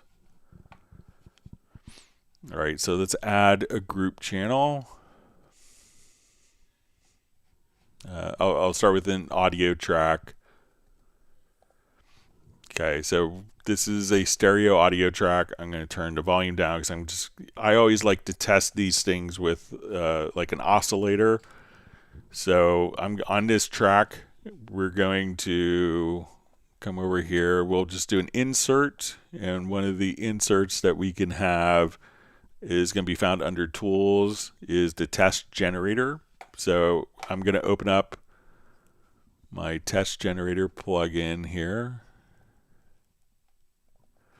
Then I'm going to set, so we're sending out a sine wave at, we'll say, -6 dB. Okay, so just bring this up ever so slightly. All right, so we're just going to take that down in the control room so you can barely hear it, so don't totally annoy everyone. Okay, so we can see that when we come to our mix console here that we can see, okay, we're at -6 dB on the channel and -6 on our master output bus. So let's come over here and let's say, okay, we want to grab, I want to take this audio track and we're going to add a group track to that. Now the group track we want to make sure is also at 0 dB. So we can see that this particular track, we had the test tone is going at -6 here. So we look at our values, you see -6, it's going into the group at -6, and the output here is at -6. So this would lead me to think that, okay, all of our settings, you know, the gain staging is kind of as expected. Now, if you're doing it with different tracks, you know, you could have every track has a pre-section. So the pre-section has gain here. So sometimes people will forget that the pre-section has, we can add 48 or cut 48 dB of gain. There could be dynamics plugins. So if I want to come over here, let's go to the pre-section of this channel. And we can see that as I adjust the pre-section here, and that may be just for audio that's coming in, playing from the hard disk. Or if we have another plugin, so the pre-section, if you're playing back an audio file, can make a difference.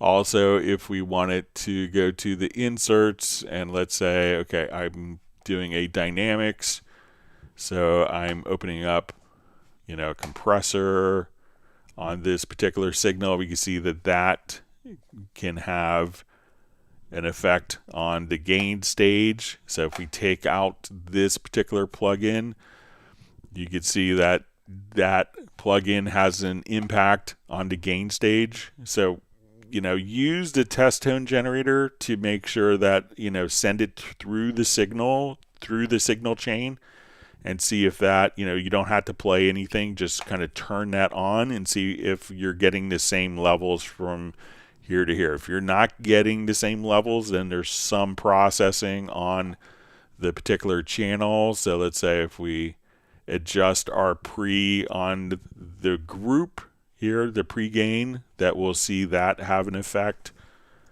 If it is an audio event, make sure that, so, if we come over here and we have a file that's on the system, make sure that there's no clip gain on this section as well, or that the group has its automation, enabled, so that, when you come over here, that the group is there. But as you can see, kind of just putting the test tone oscillator can isolate it between a processing value in the mixer, like a routing or processing, like effects or dynamics processing, versus an event volume discrepancy. So if these are all the same, then it's going to be something on the event that may be causing it, or some like a plug-in on a particular track. So that should help you kind of isolate the culprit of what's causing the issue. So use the test generator, and that's found under the tools, and that could help you kind of find the discrepancies in any gain staging setups. All right, so we see from Usaint from Chicago, it says, question, I have my older complete NI instruments installed on my PC. For some reason, Cubase does not see all of them, most notably Guitar Rig Pro. Any thoughts on how to pull up Guitar Rig in Cubase? And it just says, can Cubase not host Guitar Rig Pro? So I think it can. Make sure if it's make sure, one, that when you go to, make sure that you have if it's an older version, make sure that you have the VST3 version installed. But if you go to your studio menu, go to your VST plugin manager, see if it's in the block list. So some plugins that look to be causing stability issues may show up in the block list. So make sure that it's not in the block list. So often if it is in the block list, you could, run it, but realize that it's in a block list because it could cause system instability. So, but I have Guitar Rig Pro on my personal studio machine. I don't use a lot, but it works and is installed and operates as expected.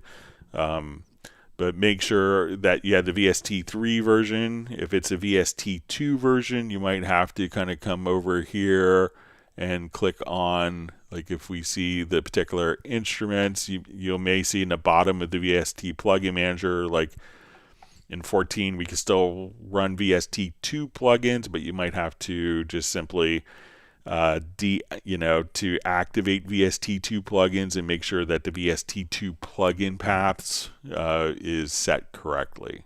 But you should be able to run the plugin without any issues. So we see Reverend Howell just says Metronome, thank you.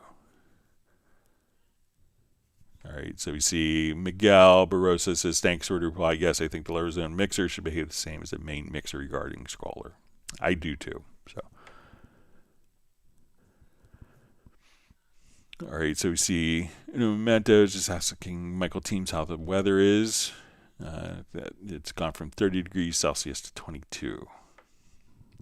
All right, in Finland. We see the Jazz Dude's also mentioning that the older plugins use their own VST2 plugins.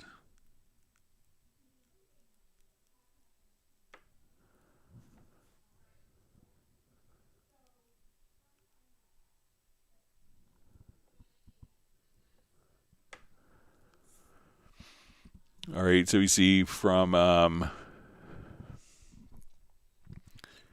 James Lowndes says it's about the gain structure. Says, but all the drums are going to the drum group, and each drum gain is staged to under minus 12 dB.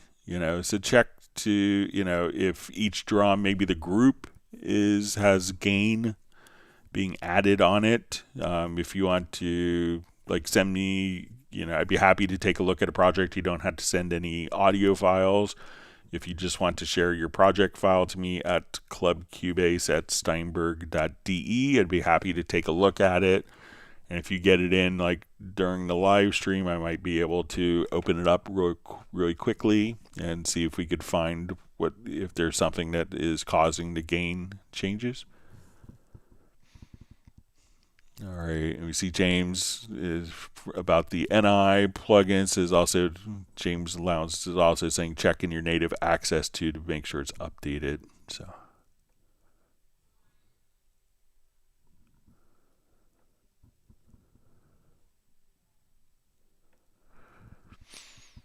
All right.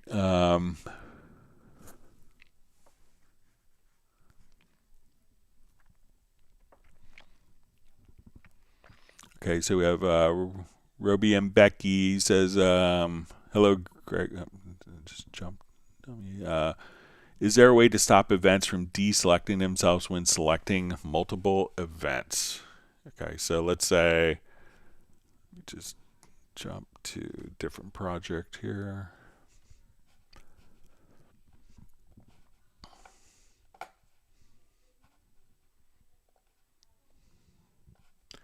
Okay, so let's say we have multiple events here. So if I'm just using my object selection tool, it's going to kind of standard operating that it's going to select that and deselect other items.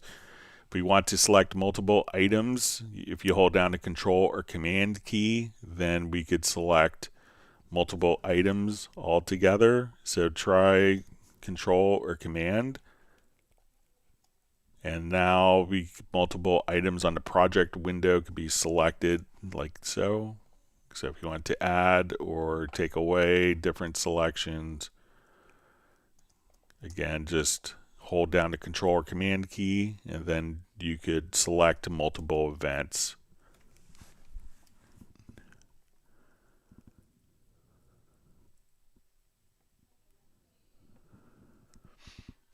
All right, so Val's just saying he's going to be home soon.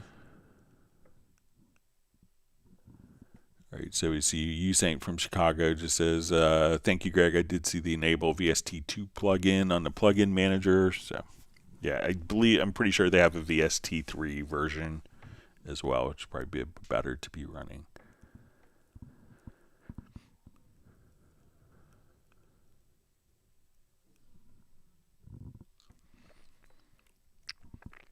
All right, so you see John Barry says, hi, Greg. I've been having fun using remote pads and Groove Agent, using them to add MIDI effects like flams and rolls. Could you go through this in case there's something I've missed? All right, let's take a look.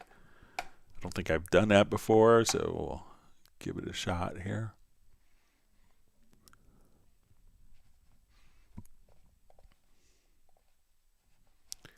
Okay.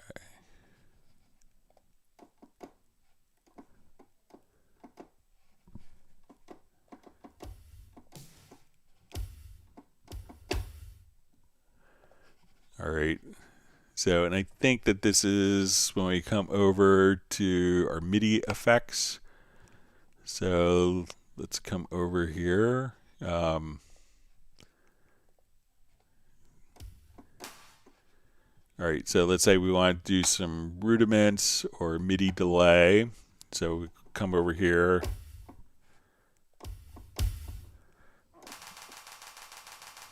All right, so now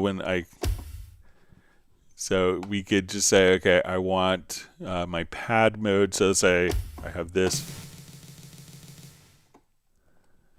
All right. All right, so right now I have just my kick and snare. So I'm going to select this, and we'll do remote for, let's say, our snare. And let's do just a MIDI delay on it. So we'll say, okay, let's do like 3 repetitions. So Then if we want to come over here, let's say to our hi-hat,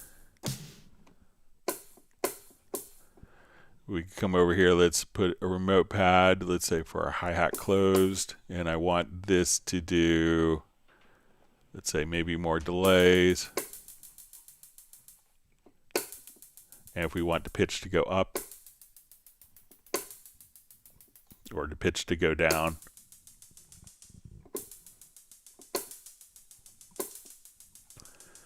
and then if we want this to be more 30-second notes,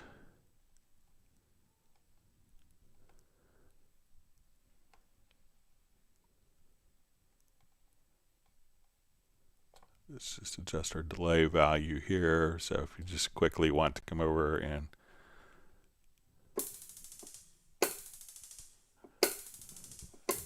so this way we have kind of different delays for our kick. But let's say on a snare we want to add a flam, and we want that to be synced again.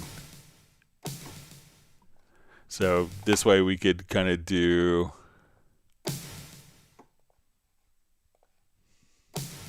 so we'll say, okay, let's just take this for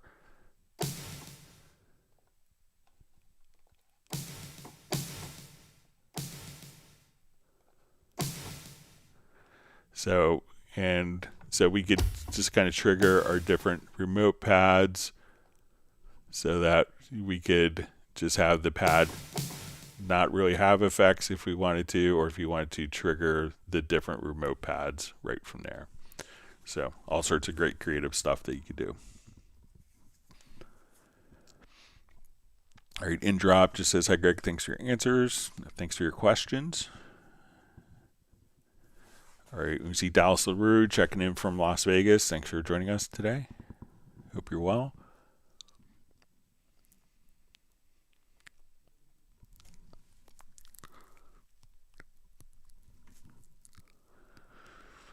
All right, so we see a question I feel a bit dumb for asking, but is there any possibility to get the prize from your quiz last year? Sometimes when I look into my spam folder, I'm always hoping to find it finally.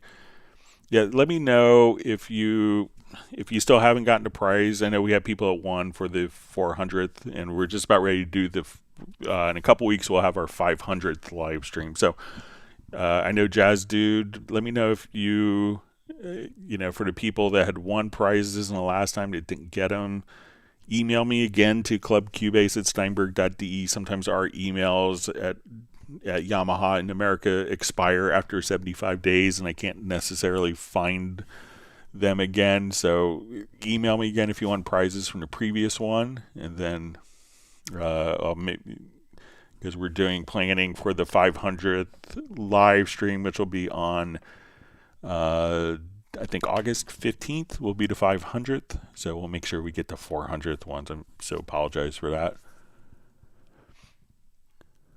All right. See, Jarlath Quinn just says, anyone know what happened to Cubase Junkie? I've not seen him online in a while now. Yeah. So sometimes we had a lot of people during COVID that were able to join pretty regularly, but yeah, we haven't seen Cubase Junkie in a while. So sometimes a bunch of people had to go back to work at their office.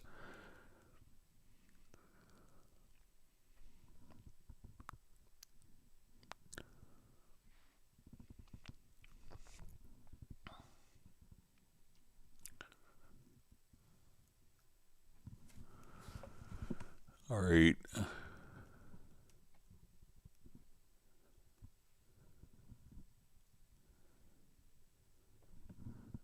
So we see from Usaint Chicago just saying, really? So I know there's new amp/cab sims out there, but I can't justify buying something new, and Guitar Rig Pro works fine, just fine. So yeah, it should work.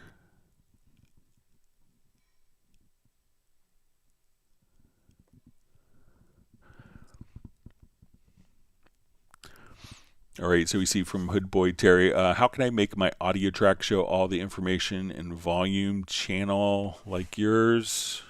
Okay, so let's say I'm on an audio track, so if it's this information, if you go to the upper right hand corner, we can open up kind of the inspector or the channel inspector so that we could have access to all the different parameters.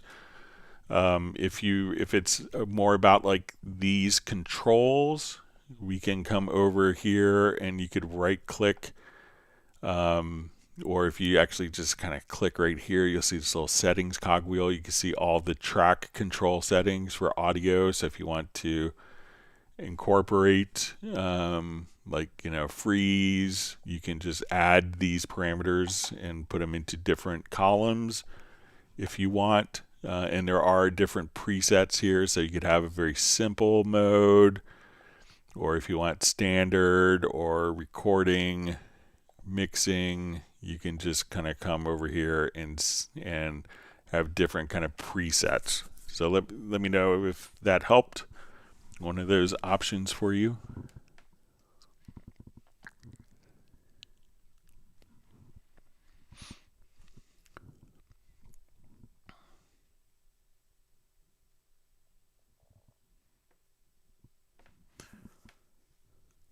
Right, and Hood Boy Terry just says, I'm talking about the inspector channel. Yes, it'd look over to the right-hand side. So with 13, it added kind of all of the audio aspects of the channel inspector right over there. So just add those two, and then you could have access to all of it.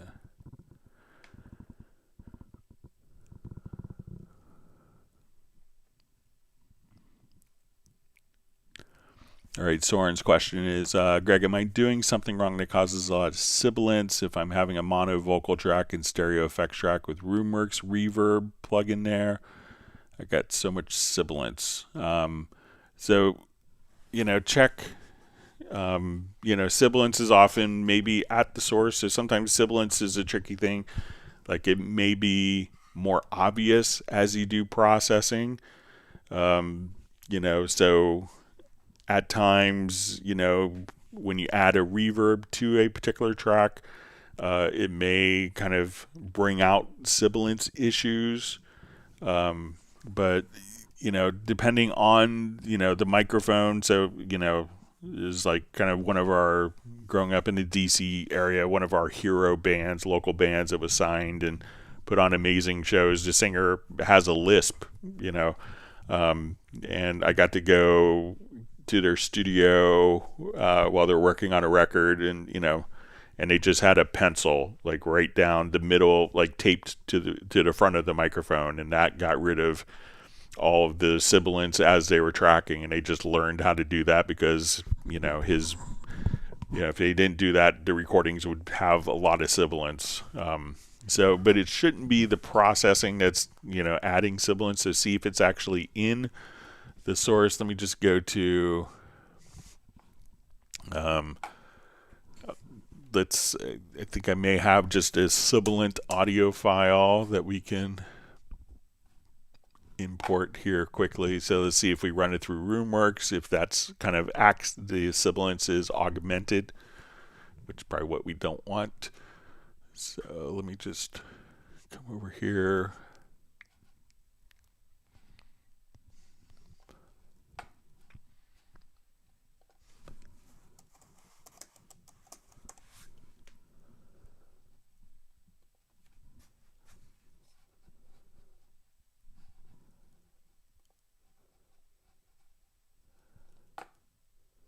See if I can find this one.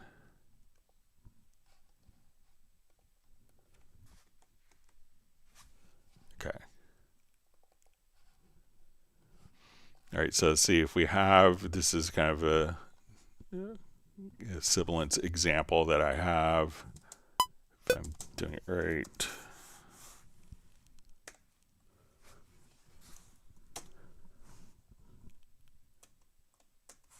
In language, infinitely many words can be written with a small set of letters. All right, so there's sibilance on that, and let's see if we run this through like a RoomWorks. In language, infinitely many words can be written with a small set of letters.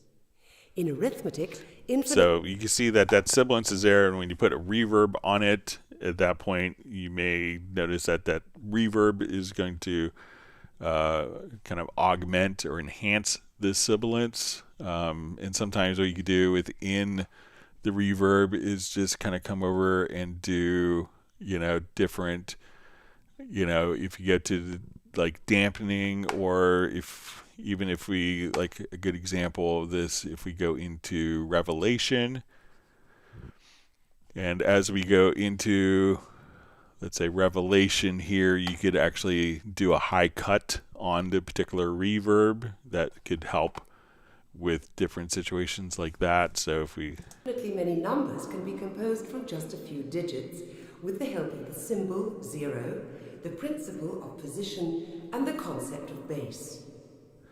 So that way you could actually kind of EQ the reverb a bit, but so a lot of times it could be that the Sibilance is being kind of enhanced with the reverb. So maybe run, an insert effect of the de-esser plugin before that and see if that helps with that sort.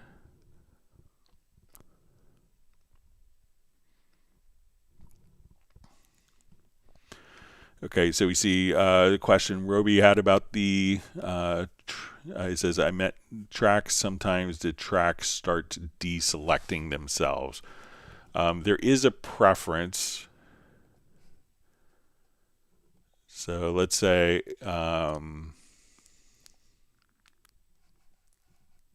just go to a different project here. We can see a lot.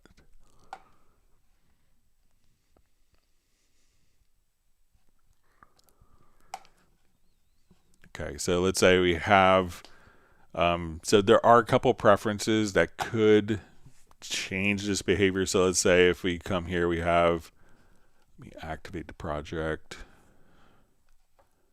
All right, so if I have these tracks soloed, so if we go to the preferences or settings, I think we go to project and mix console, that there is a preference for event or track selection on event selection. Let me see if it's in. Okay, track selection follows event selection. So if this, try this preference here. So under editing, track selection follows event selection. So if I come here and I select a particular event, then the track can be changed as well. So if I have like these, if I have these two tracks, if I have these three tracks selected and I select this event, that event selection causes the track selection to change. So try to see if you go to preferences or settings, to editing, to again track selection follows event selection. See if that is checked.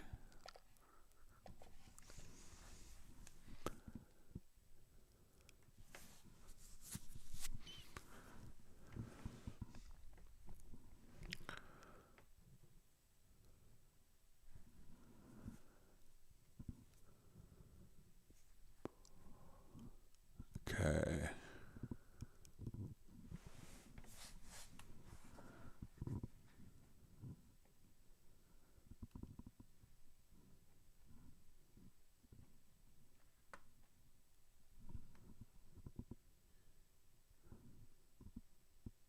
All right, so we see Michael Teams says that Cubase Junk using Waco, so perhaps his daily routine took him away. So.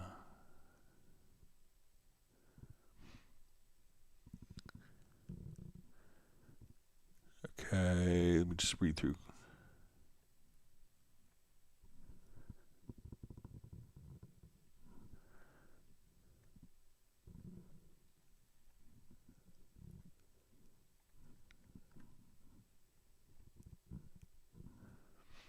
Okay, so we see from Michael Teens, we just ask, I always have issues setting up Q mixes. Please go through that again.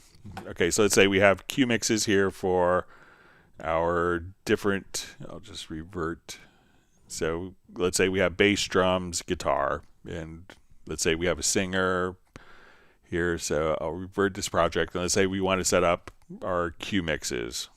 Okay, so first thing we want to do is to go to your studio menu, to your audio connections, go to your control room, and we need to add our buses or our cue mixes. So you could right click and you could see different cue mixes. We come over here, we can say, so let's say I'll call this vocal, drum, guitar, bass. Okay, so we have our 4 cue mixes. So what I want to do is, and we'll do this just, I guess we could actually do it in the lower zone mixer now. All right, so I want to come over and we'll make sure that we have our cue mixes, our cue sends activated. Okay, so when we want to do this, I'm going to select all of the channels. All right, so the first thing I want to do is to replicate the mix that I have on my mix console here into my cue mixes. So I'm going to select these here. And then if we go into the control room and kind of the easy way to do this is go into the control room and right click like in the cue mix area. So let's just come over. Let me just collapse all of these so we could. All right, so I have my vocal, drums, guitar, bass. All right, so I'm going to kind of right click in this area, and I want to, we have all these tracks selected. So I'm going to select the track. So if you right click on the header, we could just say, let's go to all cues on selected channels, and I want to activate the cue sends. Okay, so we'll choose enable. I want to, again, we'll go to all cues. I want to use the current mix levels. Okay, and I want to use on all cues my current pan settings. So now when we go to our cue sends, the different volumes and panning have all been replicated right here. So again, just kind of right click, all cues, use current mix levels. Okay, so now when we do this, what we want to do is to say, okay, we want to send our drums more drum. So we see that this is our vocal, this is our drum mix. I'm going to enable cue link so that when we go to our drums, that we could increase the drums. The bass player wants to hear more of themselves. The guitar player wants to hear more of themselves. And let's say the vocalist, wants to hear less guitar. So we go to our vocals. And so now when we come over here, we'll listen to our mix. So this is what we have in the control room. And we go to cue mix 1. Let's say cue mix 2, this will be the drums. The drums are louder. Let's go to the bass player's cue mix. We go to the guitar player's cue mix. Let's go ahead and make the guitars louder. Then we go to our vocalist cue mix, and let's say, the drummer wants to hear the click. So we go to the drum mix. We could activate the click track. And we could go to the vocal mix and make sure that the click track isn't in the vocal headphone mix. So this way we could now just switch between our mix, which you could send out to someone else, to the bass player's mix, and just kind of switch between the different cue mixes right there. So, but the trick is selecting all the channels, kind of right click on a cue mix and just go all cues, activate the cue sends, use the same levels, and then you could do, activate the Q link, and then at that point you could just get the more me headphone mix going on. So let me know if that's helpful for you, Michael.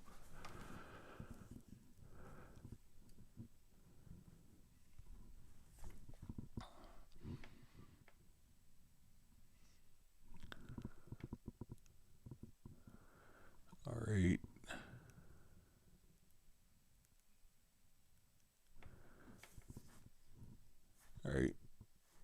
All right, so we see Jazz Dude says he's going to email me tomorrow. So yeah, I know that you may have, so I'll look for that, but you may have more. Yeah, just in case, like, you have an update at what you said before. So thank you for that, Jazz Dude. Sorry about that. All right, Sail Crow just says, hope everyone's doing fine. You see Jazz Dude is pasting a link to keyboard shortcuts for Cubase. All right, Michael Teams giving Sail Crow a big howdy from Texas. All right.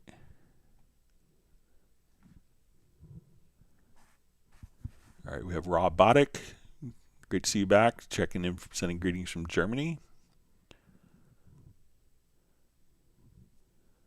All right, so we have Michael Pierce, just says, hope we see him on from Grand Chapel Studios. Hope everyone is safe and well. Fighting with a documentary mix this evening with a deadline, but hopefully should be done soon. Good luck with that. It's always fun.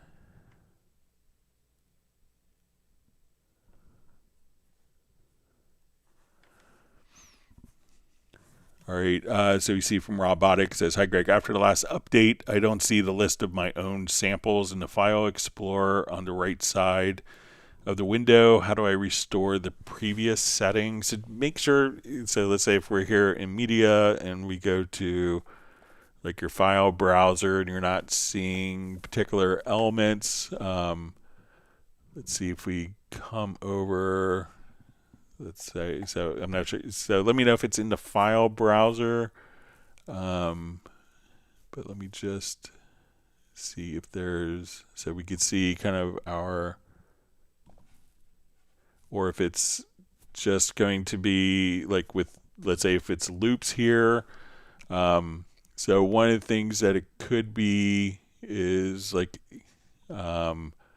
maybe like if we see this particular icon here, like, if we're in this, like, let's say this is a vocal thing, I could say, okay, I'm looking for, we could have different properties that are set that, or maybe we're hiding particular filters.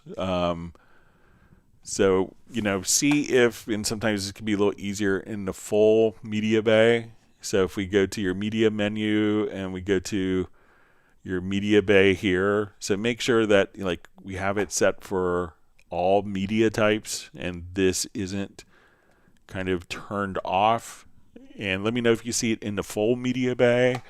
And I think that we could access, so let's say if we jump back here, let's get back to our loops and samples, but we could set up kind of different filters. So if you hit this icon here, there's also different settings where, you could, so it could be like, okay, we're going to use the default settings, but, like I had someone that was doing a like EDM heavy metal accordion, and that was in their search criteria. And that prevented them from actually finding a lot of sounds in their setup because there weren't many EDM heavy metal accordion presets. So, but you could also just kind of reset the attributes here from the right-hand zone, and then, see if maybe there's a filter that's on that's preventing the particular media from showing up for you.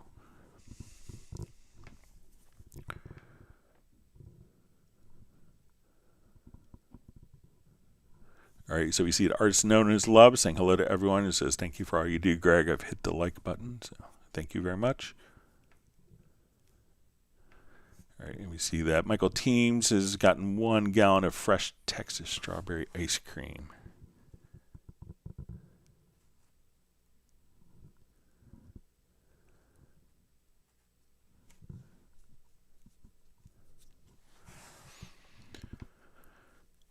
All right, so Sailcrow just says, anyone can help with the metronome timing being off in Cubase 13 Pro when using the control room. So I haven't really, let's see if there's maybe like a plugin that might cause that. So I haven't heard of that, but let's just start with a brand new project here.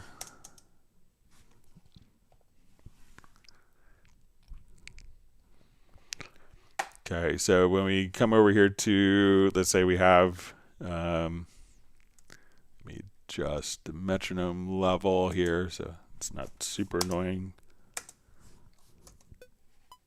All right, so we have, so I wonder if we have different inserts, if that, I'm going to, let's move this over here, and I'm going to just quickly render the click track between the locators. Okay, so we'll come here to signature track. So render the audio click between the locators. So we have our audio click. And let's see if I put in like a really latent plugin.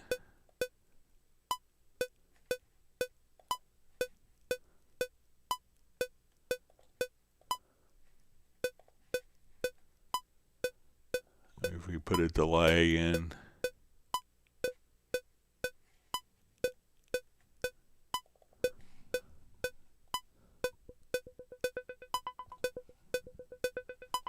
That's my new track right there. You know. So, you know, make sure that you don't have any processing that might be causing it in the control room out of curiosity.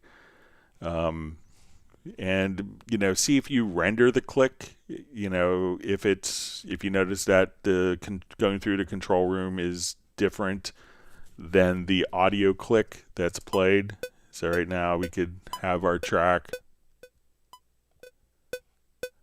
and they're both kind of playing back in time. But let me know if you're running any plugins in the control room that might be causing that. And it could be, but it seems like all the delay compensation is working pretty well, but maybe if you're running something like a Sonar Works or something like that, if you take that off, if that changes the behavior at all. Thanks for the question, Sailcrow.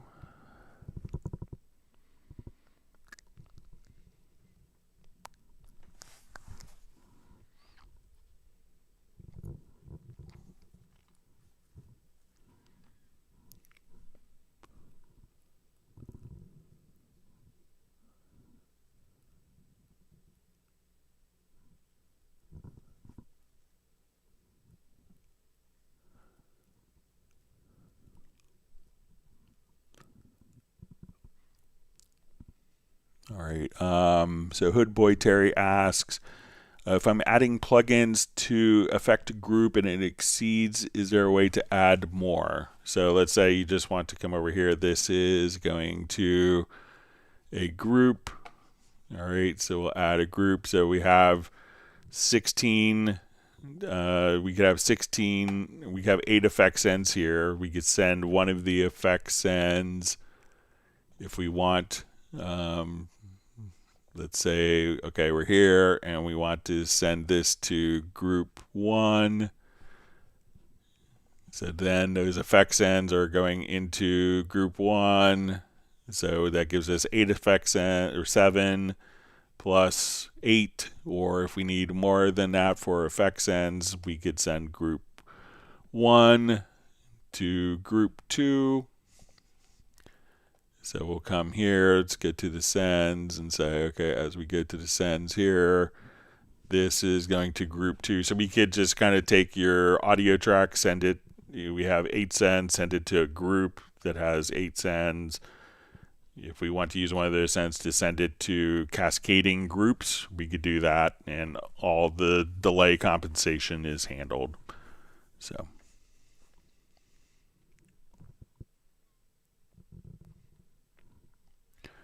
we see Jazz Dude also mentioning this for robotic about there is a MediaBay update that you can get as well. But usually when we see nothing is showing up, it's kind of maybe a filter that's on. We see that robotic already reinstalled MediaBay.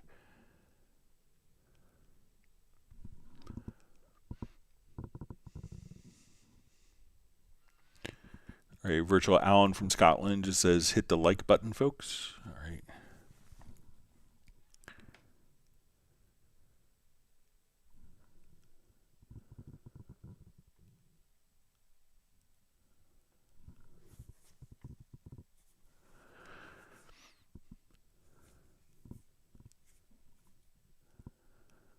All right, so we see from Hood Boy Terry says, I don't know if there's a better way to create sessions without all of the file information mixed together. I want to know when I create a session, it should have all the information in that folder alone. So generally, I always would recommend to people, because there's so many different audio, so many different audio files that could go into a project. And so many times we as users, we don't name our files uniquely. So if the song is, hey, we don't say, hey, bass, hey, vocal. We may just say bass, vocal. So often we have many files that have the same names. And I've dealt with, very famous record producers that recorded all of their songs into let me clear my throat, into one project folder for the whole album.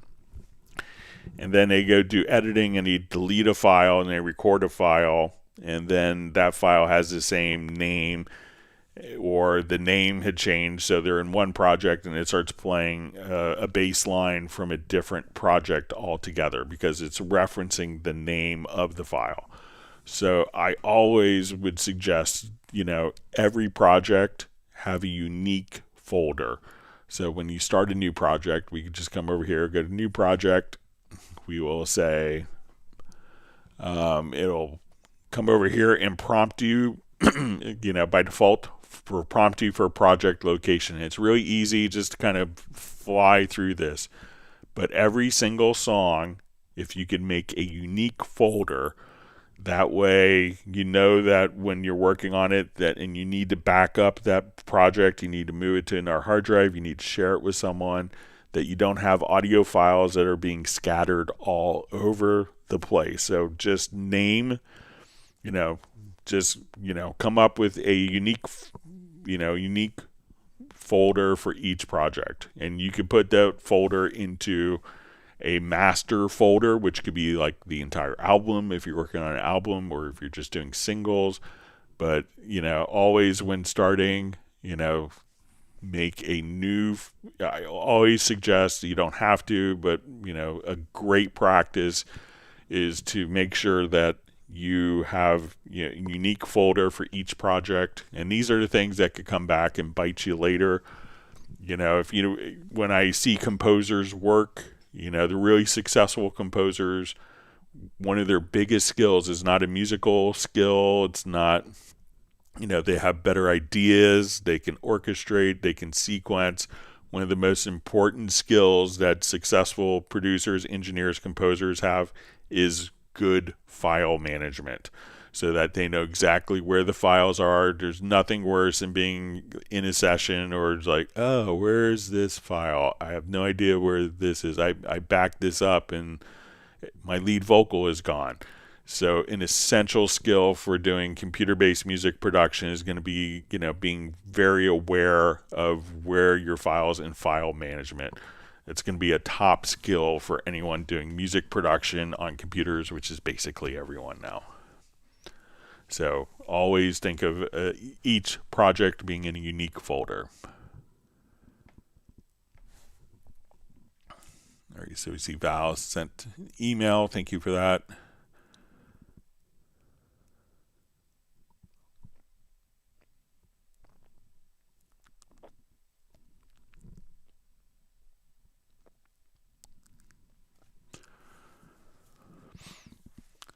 All right, so you see Flyv says I've never had QMix set up. I don't think I have to because my mixer has separate channels with volume faders. Yeah, so it's often like when you're recording a band and the bass player wants to hear more of themselves.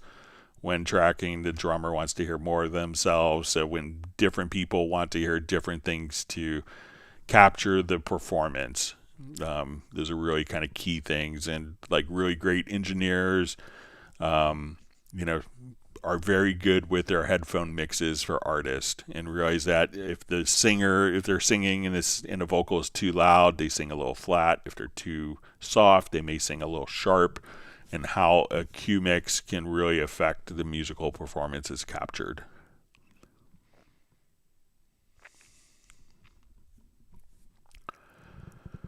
All right, Alfred G. Pogo just says, what settings apply to all projects as opposed to individual project? So the control room is going to be global. The transport settings, you have global and project workspaces, so the global workspaces. The audio connections are actually going to be tied to the project. All of your preferences, key commands, all of those are going to be global as well. So usually it's going to be elements. So global elements will be like the control room, preferences, key commands, global workspaces, the overall kind of setup, like which tools are visible, what sections are visible, like your inspector settings. I believe that this would be global. MIDI remotes, those would be global. Anything with the tracks that populate into the mix console, the actual information, those would be project specific. The automation, all that's going to be stored in the project. So I'm sure I'm missing different things on there, but that's a quick overview.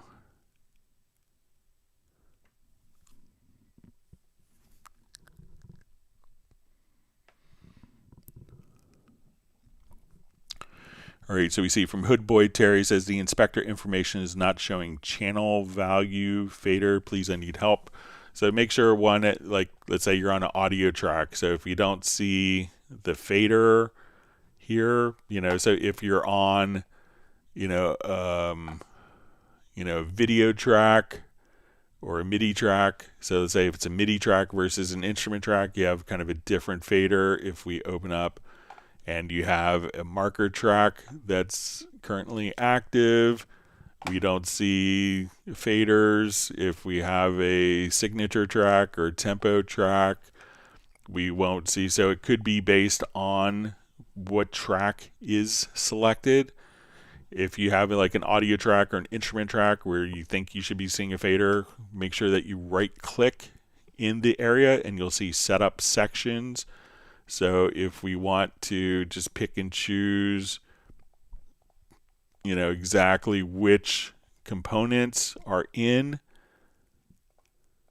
So usually the fader doesn't look like, so if I come here to my channel inspector, we could set up our sections here. So it looks like an audio that the fader would always be present, but you could set up your different sections directly here.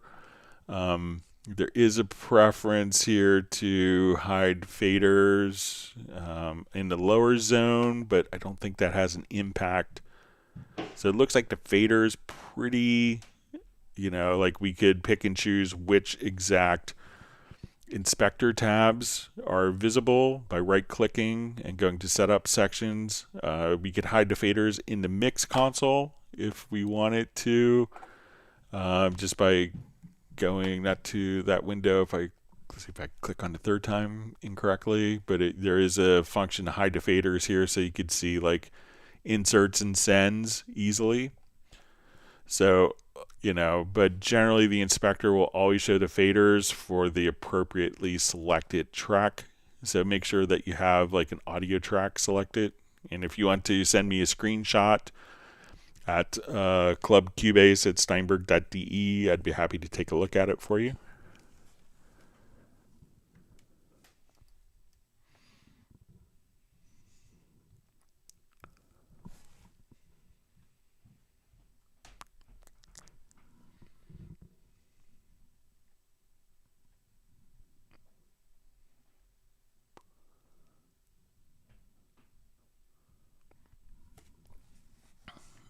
right. Let's see. Vince from Fly V is gonna go grab another hot coffee. So you can't say you're having a coffee because now I want one. All right, but enjoy your coffee. All right. All right, so we see Usain from Chicago says, "You guys, I got it. I got a guitar rig opened up in Cubase 14. Thank you, Jazz Dude, for the path." All right, so that's great. All right, he said, in combo with editing VSTs 2, did a search and reset did the trick. He says, it's so weird. It saw every other NI plugin except the one I wanted most. Yeah, so check to make sure, like, see if there's a VST3 version. And if you have that, then, you know, make sure that you install the VST3 version as well.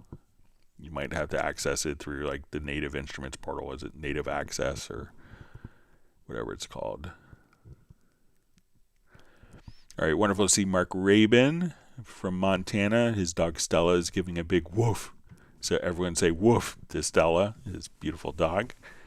All right, he says that he hopes that everyone's making great tunes. All right, and we have Contemplate Music checking in from Derby in the UK, saying hello to the whole and sending greetings to the Cubase community.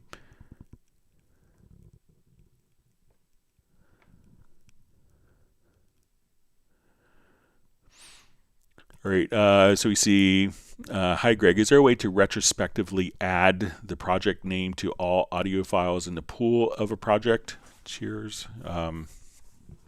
So let's see if, all right, so I think that we could do it if we select them in, we'll do a quick test here.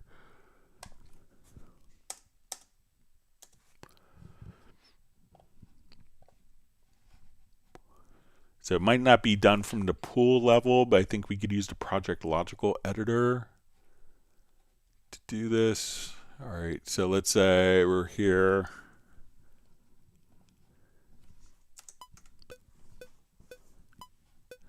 All right, so I'll turn off the click and let's just do some recordings here.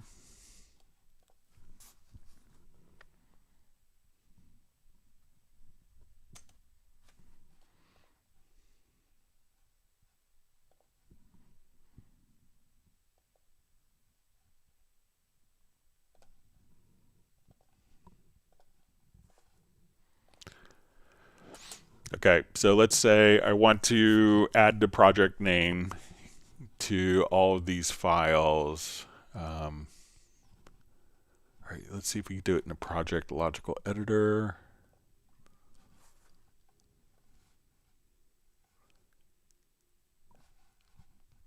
There might be an even faster way. So let's go to Edit to Rename. I think there's a rename function. So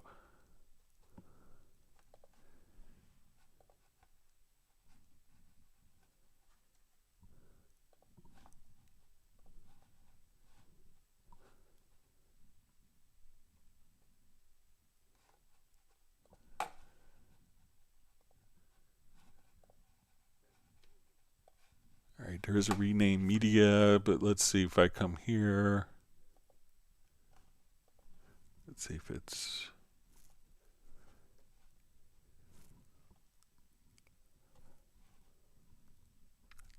grayed out as a choice.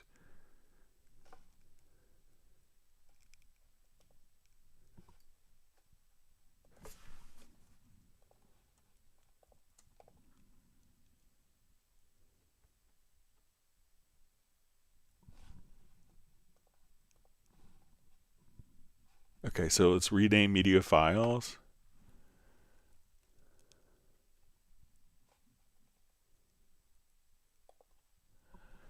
All right, so it looks like we could do kind of one at a time. So let's say if we do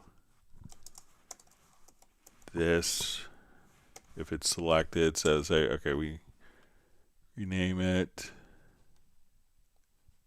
like that, but let's see if we can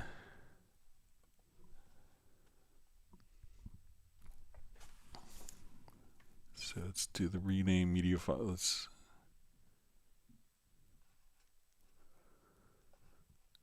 all right, so we could do one at a time that way. I know Nuendo has a function for this, but I don't think it's in Cubase. But let me just.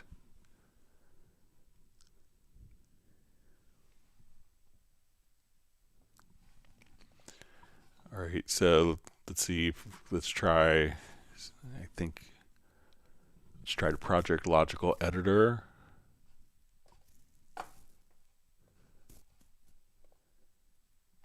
Okay, so say media type is equal to audio, and we want to transform.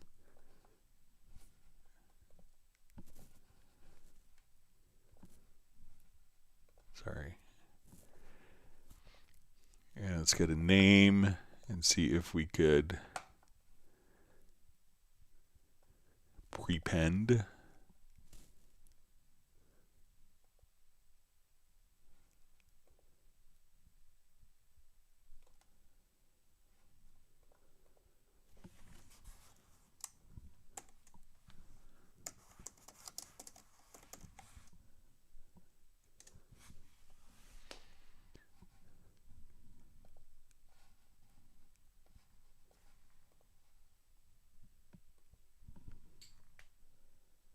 Yep, so that looks like that worked. All right, so let's say we have all of these files. All right, so they're all audio 01. So I want to say, let's transform. Media type is equal to audio. We can make it selected audio if needed. And we want to prepend, and let's say with John Barry. And then let's say that's our project name, and I put a space there. So now when we go to look at the files, we can see it's John Barry audio 03. Let's look at the pool, make sure that it's in the description name. So that's the description, but not the file name.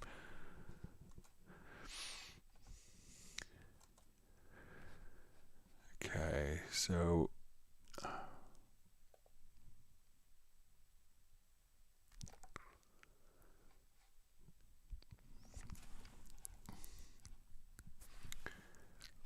but inside of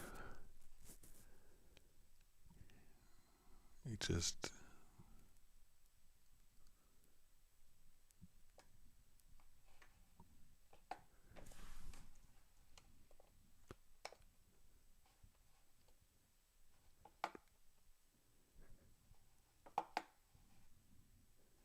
yeah, I'll show it to you in Nuendo here real quick. Just make sure.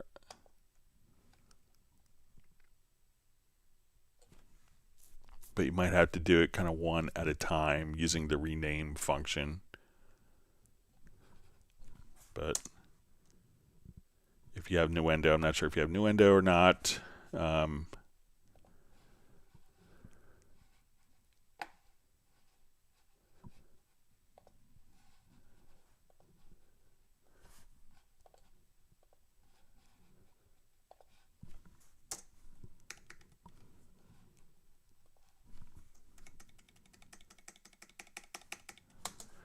And then when we go to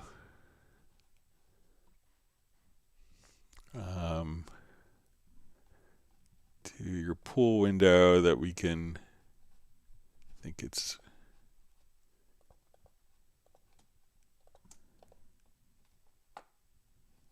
that there's rename, advanced rename, and then we could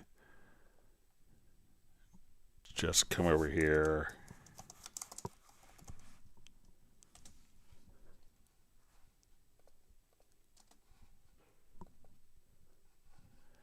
So we could do it in Nuendo. There's kind of a advanced rename, but that's not in Cubase, so you might have to do it one at a time to actually change the name of the audio files. Sorry about that, John. I'll play around with them with some more and see if there's another workaround that I could come up with. But I know Nuendo's done that for years. All right. Memento is sending a pint of beer for the whole Cubase world. You can choose non-alcoholic or alcoholic. All right. Memento is sending a big woof to Montana, to Mark Rabin and Stella.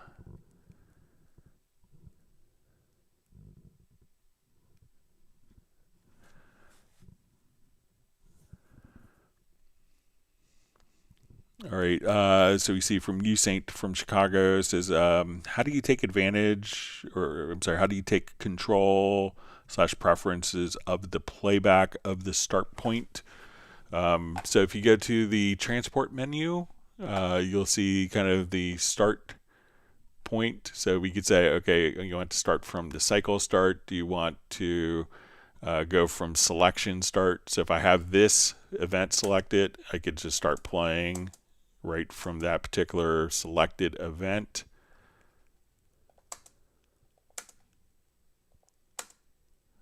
Or if we have, let's say, a range selected, like a cycle range, we could also just come over here to transport start mode and say, okay, I'm here, I want to play from, if I activate cycle start, so we could have that set. So it's just, and some of the other options we could do, from the project cursor position. So if my cursor is there, we can just play directly from start position. And then one that's kind of useful, if we change your start position, we could just say, I want to switch from selection or cycle start. So if an event is selected, it'll play from the event. If no event is selected, it'll play from the cycle. So check out the different start modes from the transport right there.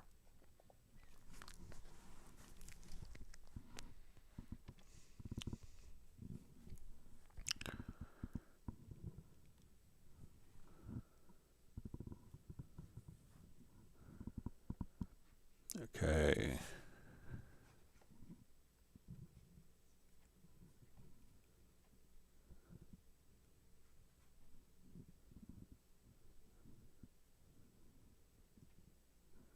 See, Mark Rabin just asking if anyone grabbed the Novation launch key. I think there's a promo going on. Don't know if it's still going on, but.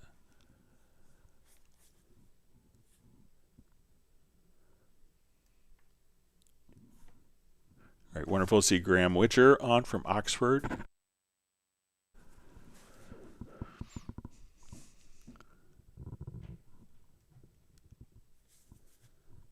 See, Mark Rabin has also brought up the coffee subject, as well as Randy.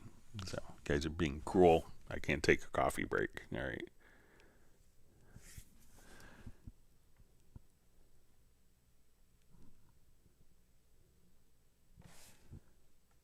All right, wonderful to see Gerald Ely on.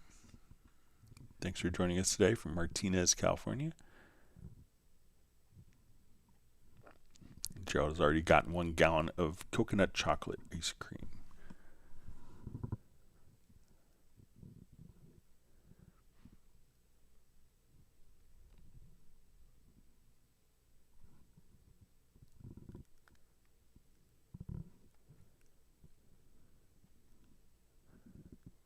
You see John Barry says, hi Greg, that's my feature request for Cubase. So I'll mention it as well. All right, so we have SF Bud just saying hello all from San Francisco. So, and Gerald Ely's in the East Bay. And we see Lawrence from Barn Door Recording from Rhode Island. Yeah, I think I'm going to Music Expo in November in San Francisco. So if anyone is in the Bay Area, it'd be great to meet everyone in person if you're coming out to the show.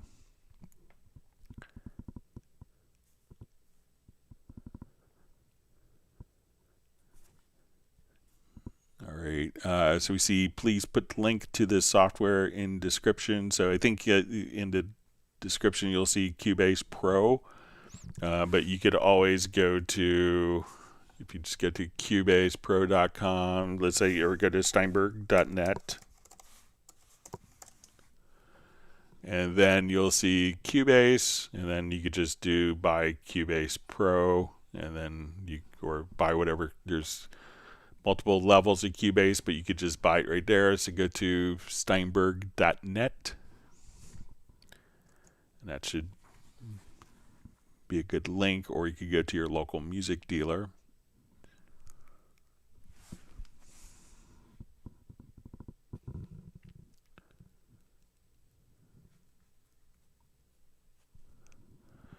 All right, so we see Val just says transport start mode from locator or selection. Wow, this just blew my mind. 15 years of Cubase and stuff like this is just amazing to explore. So yeah, there's always little, you know, like every version there's like, you know, 50 little tiny things like that that, you know, make a big difference. So, and it was always interesting because we used to have like the return to start position used to be a preference, and people would have to kind of hunt through, you know, go to your preferences or settings, go to transport, and then turn on return to start position on stop, and then everyone couldn't find it because they just moved it to the more obvious place of, you know, the transport start mode right here from the transport menu. So even though it was made more obvious, people had a hard time finding it because they were looking for it in the more obscure location. But we're glad that that was helpful for you.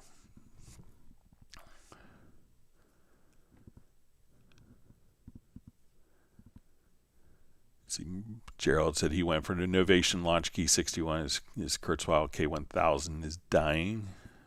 See, Matt Lowe just says my favorite teacher. And Mark Raven got to 49.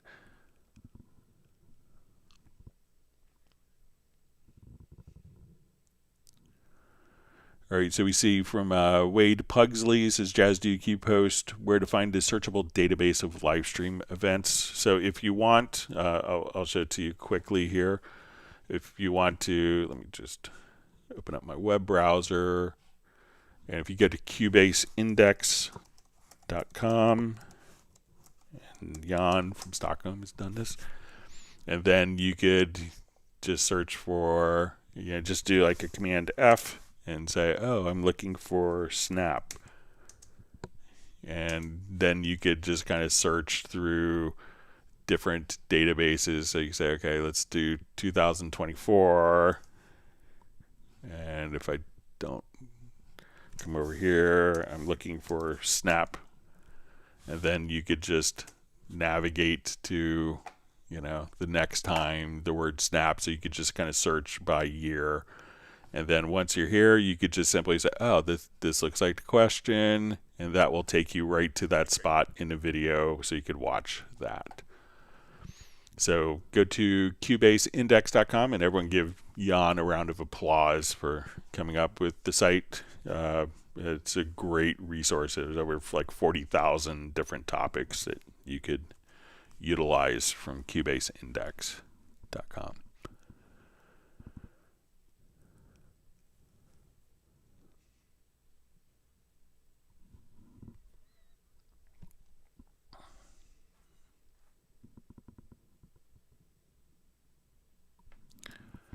All right. Gerald Ely just got his new controller. Says now he has to get a new desk with a sliding shelf. Maybe make my workspace more functional. Yeah, I want to add a sliding desk, a sliding keyboard tray to my existing desk, but it doesn't seem so easy. All right.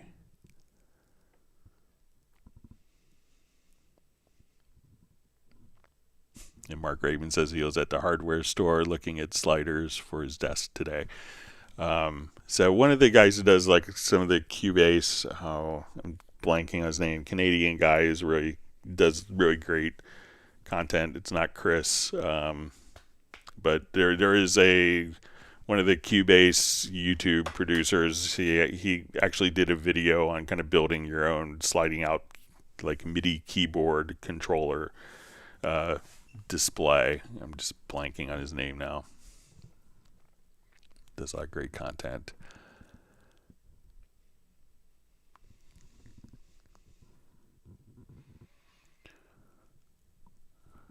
All right, so we see from Val, this is very helpful. Thanks, Greg. All right.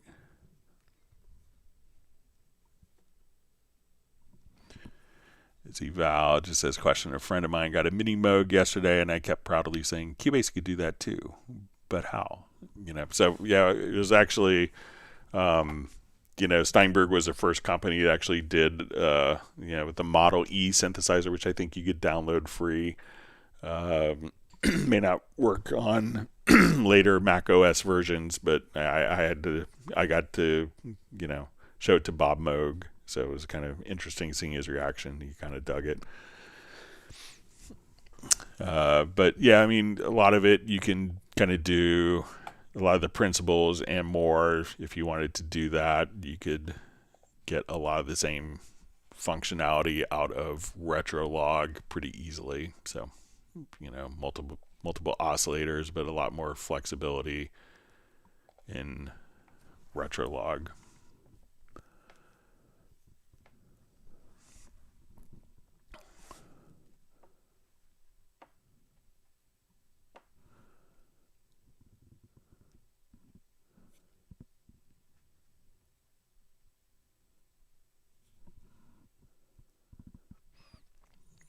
All right, so we see Graham Witcher. He also bought the Novation Launch Key. So I think that there is a promotion going on.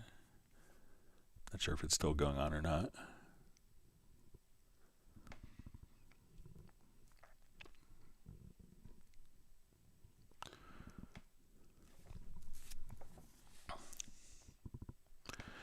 All right, so we have question from Hood Boy Terry. Says, what is track version does if I remove it? All right, so what a track version is, let's say I have, all right, so I'm going to come here, let's add a quick instrument track.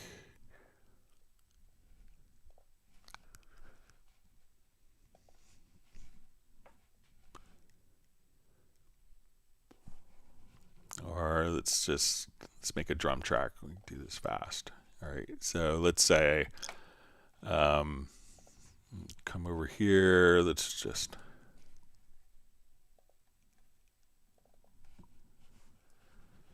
okay, so I'm going to just randomly generate a pattern here. Okay.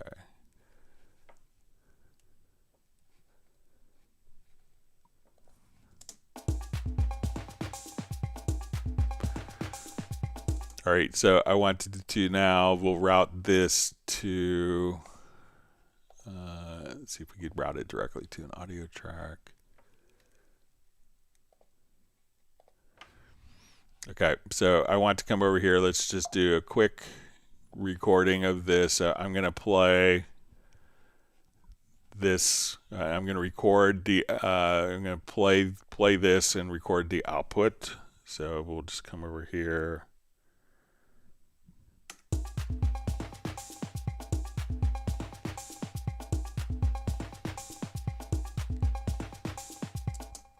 All right, so now I want to, let's say, do a different pattern. I want to keep that there, so I could do what's called a track version. So we'll say new version. So now when we play the pattern, let's go ahead and record this.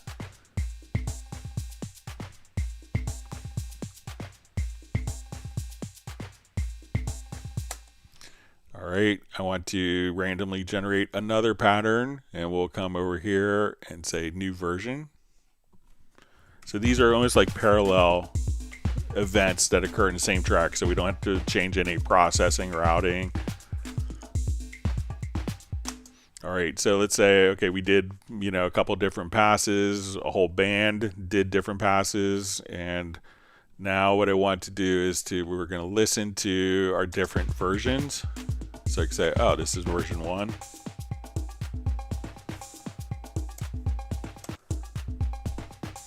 And we can say, okay, let's do version 2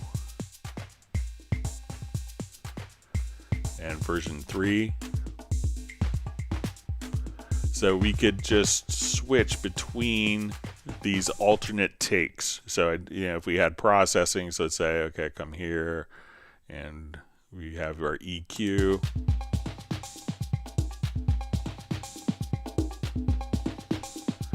I could still keep all of my channel processing. So let's come over here to my channel strip and let's go to under tools. Let's say we want to go to our envelope shaper.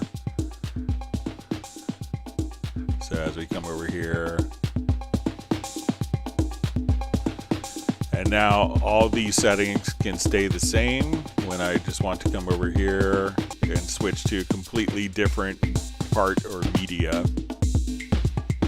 I don't have to have multiple tracks. I could just kind of switch back and forth. And so think of it as like alternate takes or alternate audio files, MIDI information, or an alternate tempo track could all be kind of switched between with different track versions.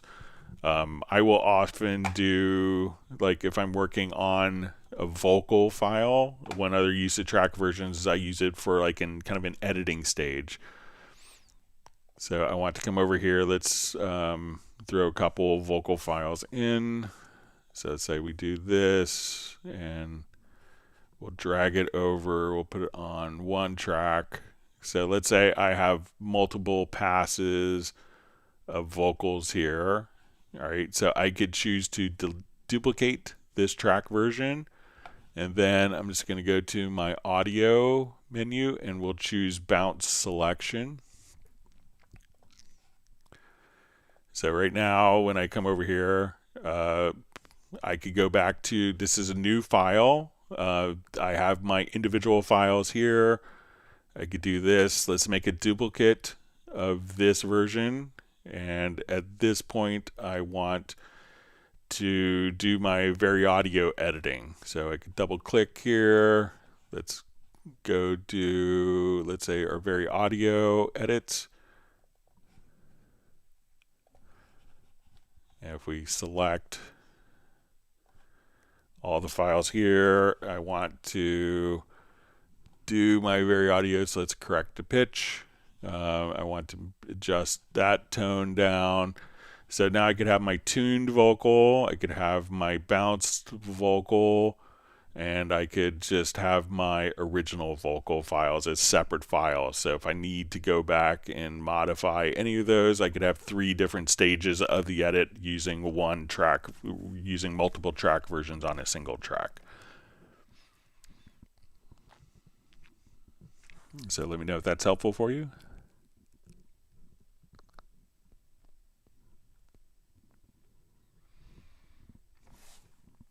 All right.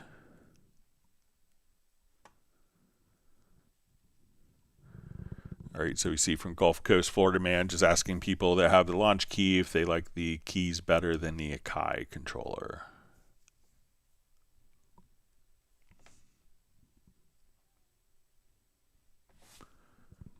Okay.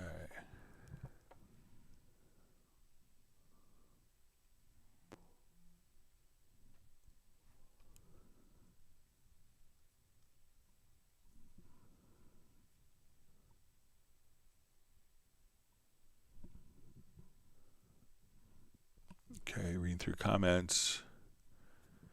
All right, so Michael Teams giving kudos to Jan for Cubase Index. All right.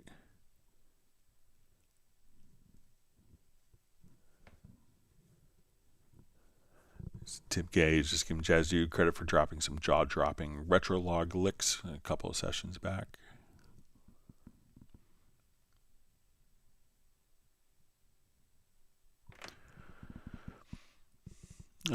So we see Steve Green asks, hi Greg, is there a quick way to remove all earlier versions of Cubase I've accumulated over the years from my PC to free up space? So probably the easiest and most direct route to do it, you know, is just going to be using the window. If you're, let me make sure, see if you're on Windows, but it's just the uninstaller. So, yeah, so just, you know, you could right click on the, you know, if you go to the add or remove programs in Windows, you'd have to do each version independently, but it should take just, you know, uninstalling is much faster than installing, especially with content. So, but you could just simply just use the standard Windows uninstall commands.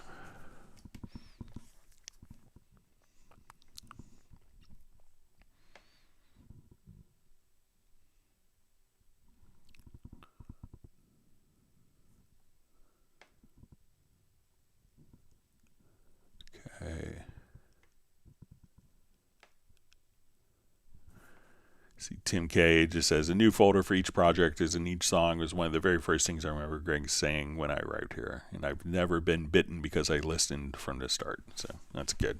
Glad it's worked out for you. Okay, so I know we had some questions that were mailed in advance. I know Gerald had asked his question last time. So let's take a look. And he had a question about using kind of the hi-hat, changing the hi-hat patterns, like opening and closing with a switch. And my MIDI controller was acting nefarious. So let's say we have, let's activate the project here. And if we solo this particular element, so let's say we have a drum part here.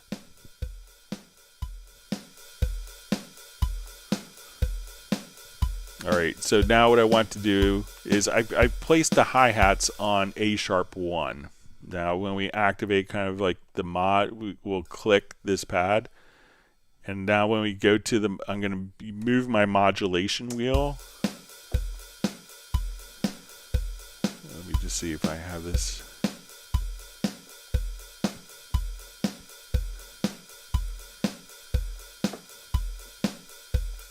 It should be, just see if I do.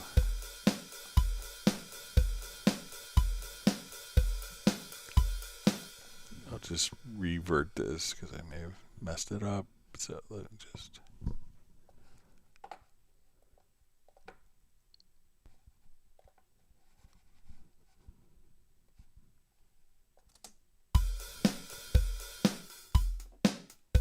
So I'm just using my modulation wheel. So when I use the A#1 for kind of the hi-hat here, we could get to kind of all the in-between hi-hat samples.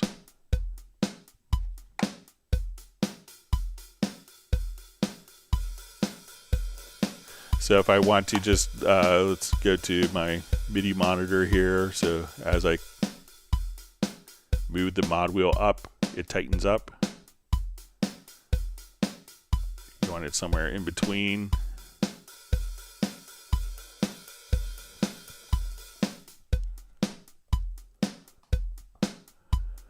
So this way we could just, if you use the A#1 note for the hi-hat, then it will respond to just the modulation wheel. So you get all those great in-betweens.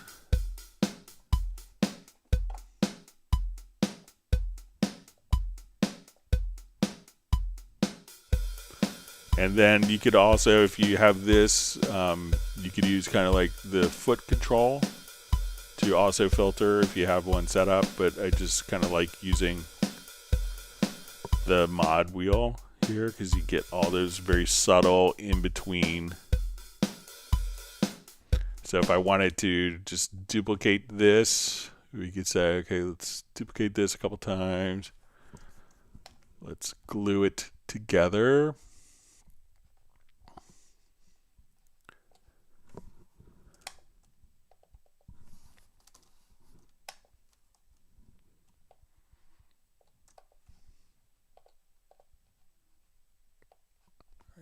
Glue all these events together here. So now if we just write in modulation data here,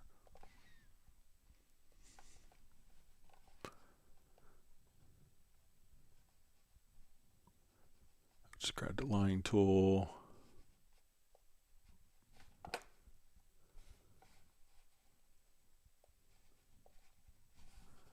So now as we play,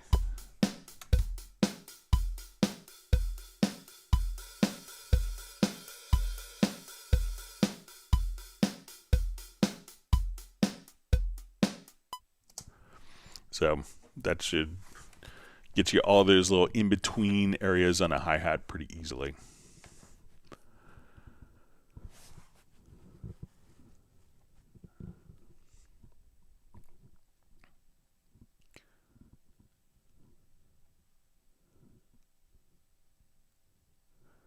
All right, so we see Gerald Ely says his ears are on.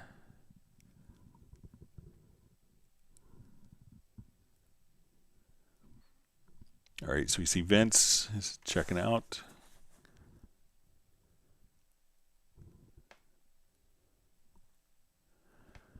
All right, so we see Hood Boy Terry just says, does Cubase have stem separate? So maybe stem separate.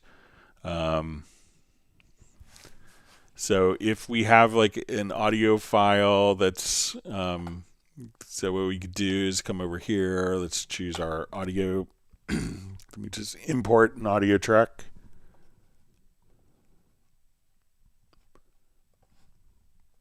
So it comes with spectral layers.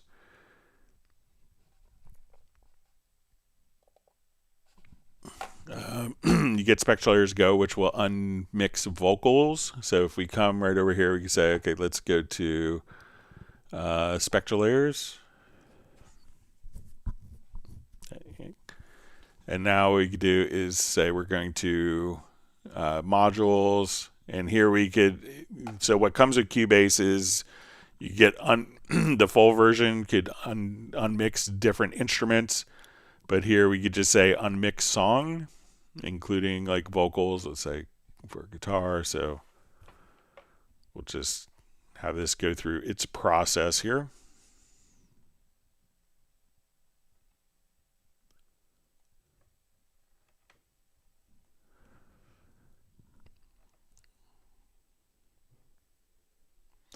So with Cubase, you get spectral layers go, which could unmix the vocals, and then if you update or upgrade to Spectral Layers Pro, that gives you additional functionality as well.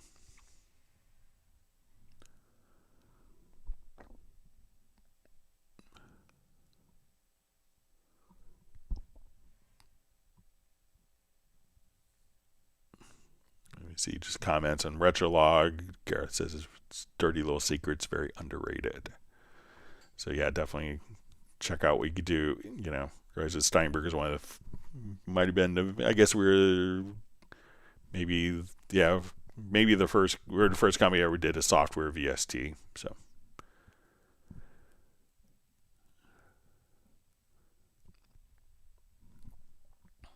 All right, so now we'll just kind of take this particular song and we'll show you some of the various, so we could isolate the vocals or we could do other elements as well. So if you have the Pro version.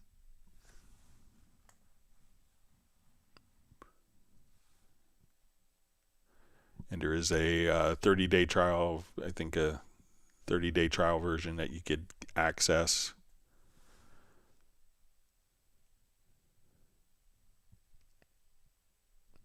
So just about done, so this could take a little while.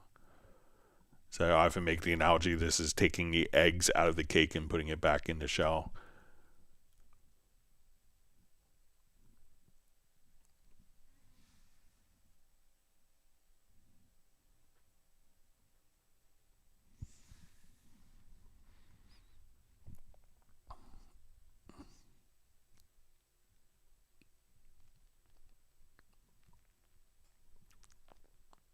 All right, so now we'll go ahead and just listen to this. Make sure the track isn't too loud.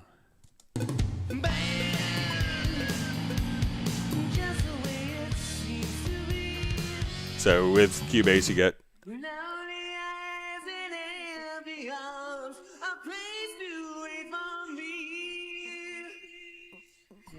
check the scene now. And if you wanted to, if you had the Pro version, you could just say, okay, I want to come over here.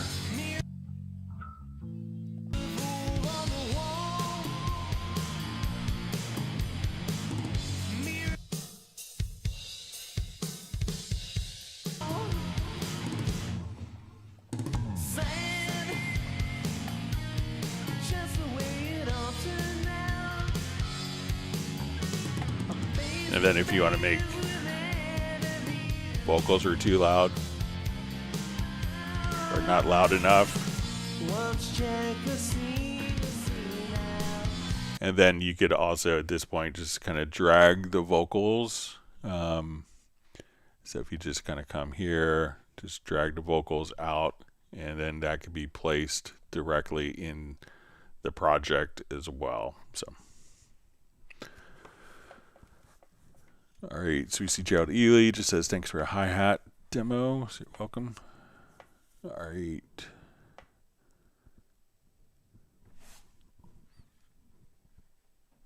All right, let's get to another question that was mailed in.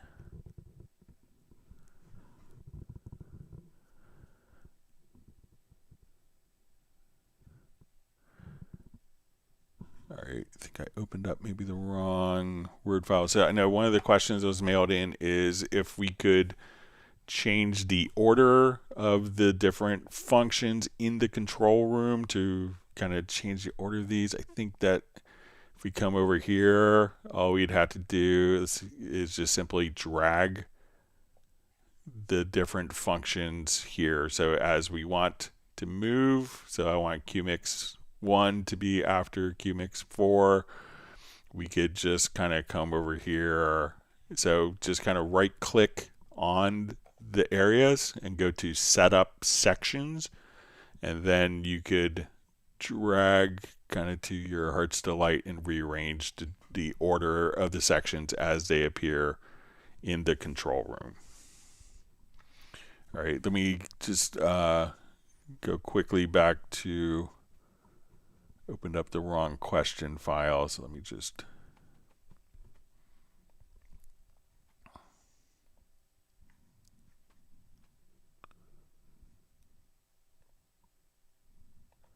see if I could find that. All right.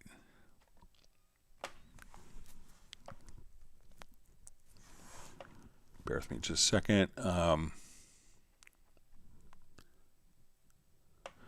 Okay, so the question is, hello, what would I need to control the volume in each track using a MIDI controller when gain staging? I have an SSL UC1 and a Mackie control that I'm going to replace with an SSL UF1. I would like a single knob device that could do that if you know of one. So there's a lot, once we have kind of the MIDI remote functions, so let me just go ahead and close out of this. So let's say we want to, I'll just go to here. All right, so if we want to set up kind of a single, like a one knob device that is just going to do volume. So if you go to the MIDI remote, so once we have something kind of configured in the MIDI remote, let me just connect my controller.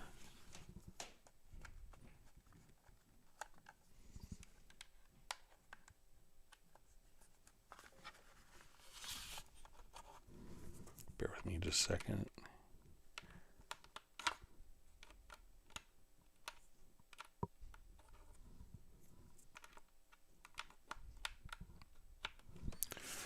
Okay, so let's say I have like my Korg Nano control here.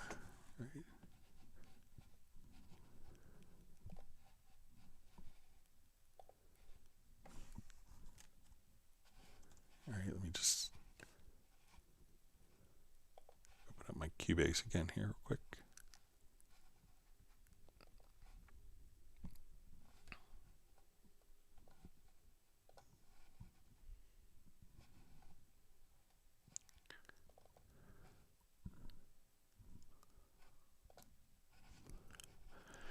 All right, so we'll come over to like our MIDI remote here, and I just want to use, let's say, this fader here on my Nano control, the first fader, and we're going to go to the mapping assistant. And what I want to do is just to take this, and I'll switch it to a different mapping page here. So I want to take this, and we go over here, we could just say, and you could do this with any controller, and we say selected track. And you'll see volume. So I'm going to move this slider, and this is our slider, so we'll come here to selected track, volume, All right, so now anytime that I have a track selected in the mix console, I'll come over here and see if it's, that should, let me just make sure it applied.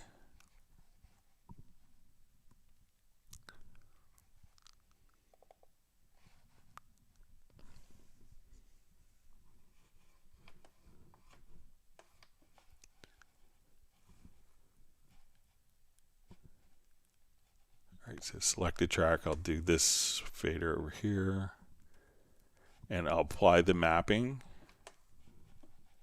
All right, so now anytime that I'm on a track, this one single track is automatically controlling the volume from a single fader. So I don't have to really do anything else. I could just come over here and see my selected controls automatically being controlled. So just when you go to the MIDI remote, you can just come over here to the mapping assistant. You can also open a mapping assistant here, move the parameter that you want, and then at that point go to selected channel and choose volume, and then that one knob would control that. But you could also do another clever thing is, let's say I'll grab this particular fader here, and we could also do this as so as I physically move the fader, we could just say, okay, I want this to be like an AI knob. So I'm going to apply the mapping for that. And now if I'm hovering over the pan, I could control the pan, I could control the volume. So anything that you hover over, it doesn't, you know, you can do multiple parameters when you have it set to an AI knob mode, or you could just simply have it do only volume on the selected channels if you have that selected from the mapping assistant here. All right.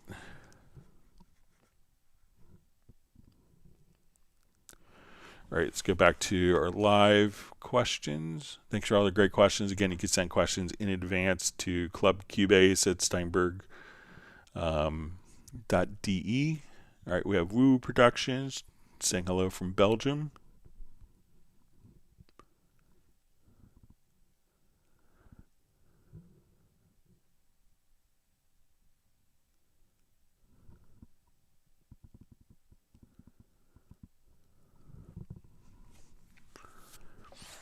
All right, so we see Gareth Kitch. Gareth just saying that sounds a bit like Guided by Voices. Maybe it was a track.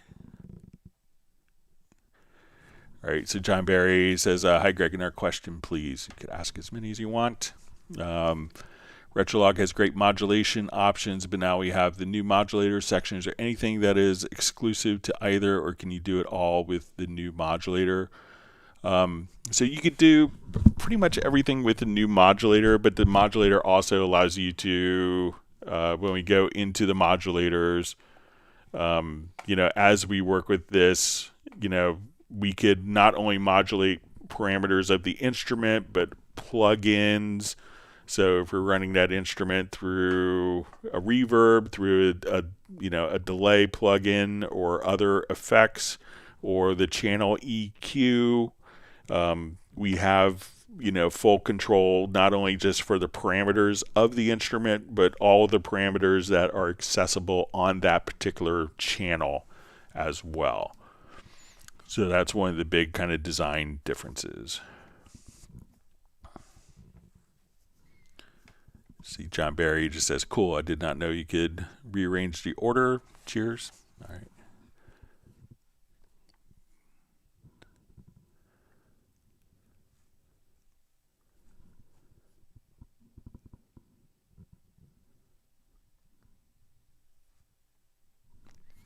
Graham Witcher just says Retrologue is fantastic. Says Almighty Strings patch, haven't found better in a VST. So yeah, I use the Almighty Strings as well. So if you're not familiar with it, you know, you always think of Retrologue as being a more of like an analog synth, but it's just a great string pad sound. So if you're not familiar with that,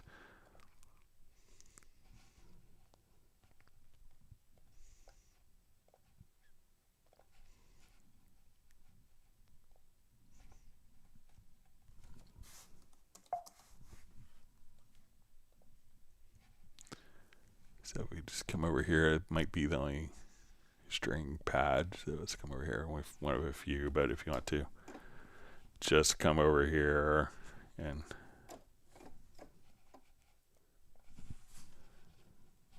just make sure my audio connections are.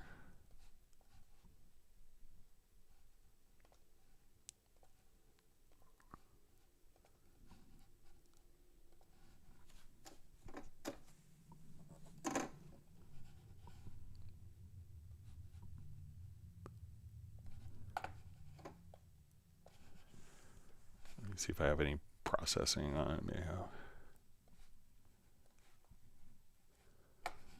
I'll just do brand new patch here, new project. Sorry.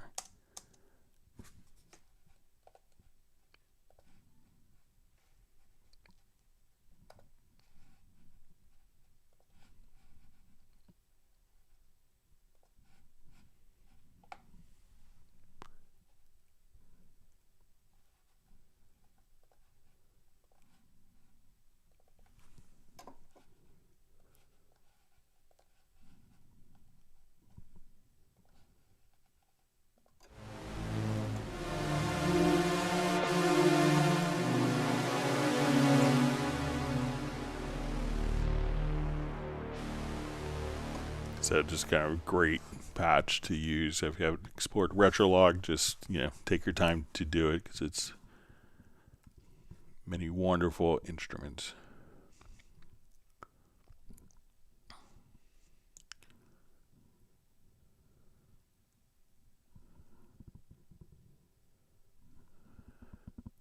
See, Graham Witcher just says I use third-party plugins. I still, however, I keep coming back to the stock Cubase plugins.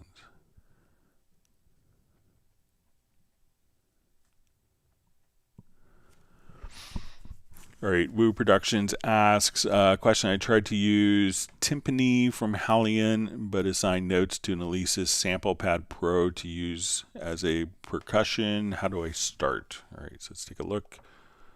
So let's add an instrument track. We'll make it Halion 7.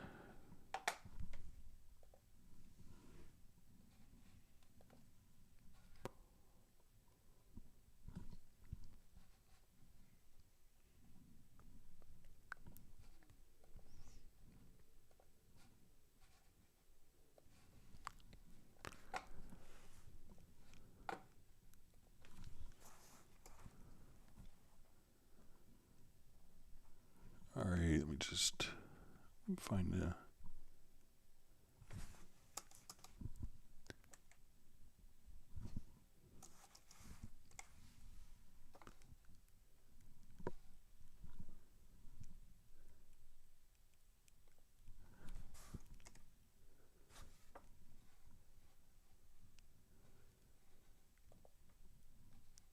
So I'm not sure if it's this one.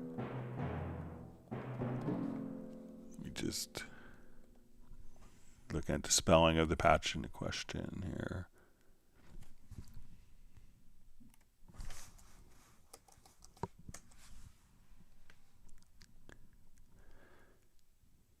So I'm not sure if it is if it's this patch like the from Iconica sketch where just come over here. So as we would just kind of play this particular patch, we can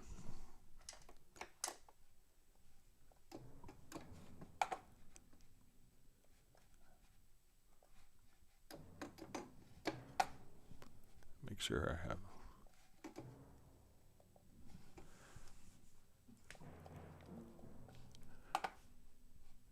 So, these are going to respond to, particular MIDI notes. So I'm not sure if your Sample Pad Pro is where you could switch between so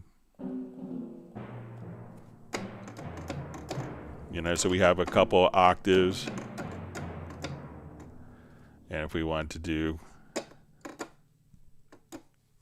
let's see if so, at this point, so if it's this particular patch, You know, so it's starting at C1 for...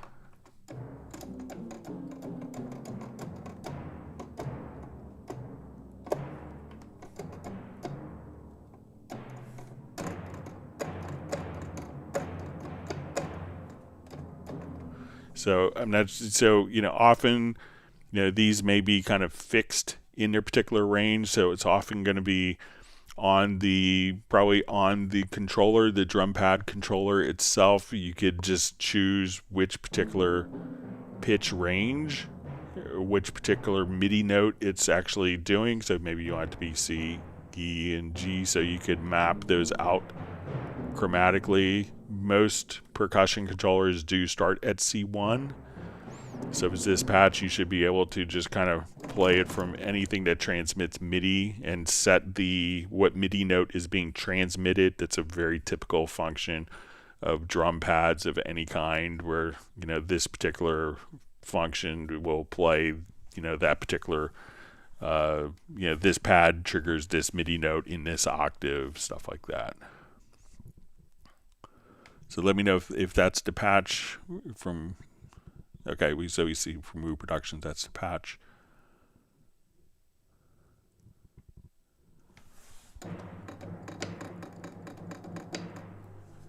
Yeah. Let me see, Jazzy just says crank up the modulation wheel. Also had a controller that was kind of misbehaving and sends the volumes down periodically when you look at it weird. All right, we'll see if there's any other questions that sneak in. I think we're at the end of the questions. I hope that everyone's learned a new tip or trick. If you have, make sure you hit the like button. And we'll see if there's other questions that kind of come in. Okay, so Jazz Dude's saying hit the modulation wheel for the rolls. So maybe if we switch here to the rolls.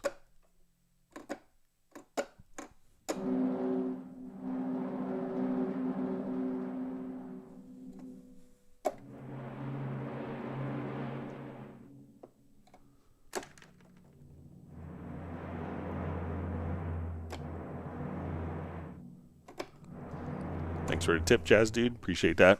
All right. All right. So we see Michael Teams has granted me, looks like 5 trophies. So I'm honored. All right. So see if there's any other questions that sneak in. There's usually about a 20 to 30 second delay from when I talk to. All right, great to see Tim Weinheimer on from Mission Viejo. Thanks for joining us. Let us know if you have any questions, Tim. All right, John Barry says, thanks, Greg. Always learn something here. Cheers. So you're welcome, and always great to have you on. See Tim K just says, take care to everybody. And it's thanking everybody for asking the questions. All right, we see John Koskin saying thanks. All right, so you see from Steve Green, how do I find out what version of MediaBay I have? So it might be, I'm not sure if it's actually in MediaBay. Let's take a quick look, see if there's like an about screen.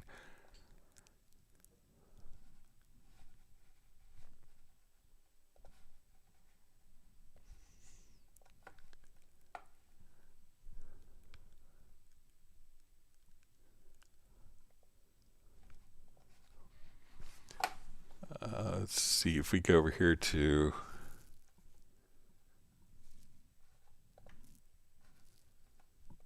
let's see if we go to our system components info.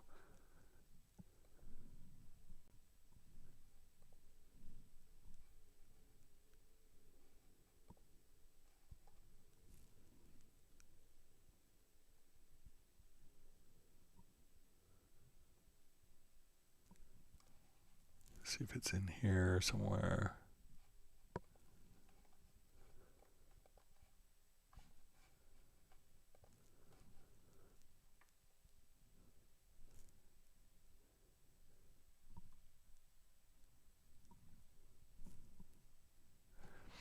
So it might be the media service.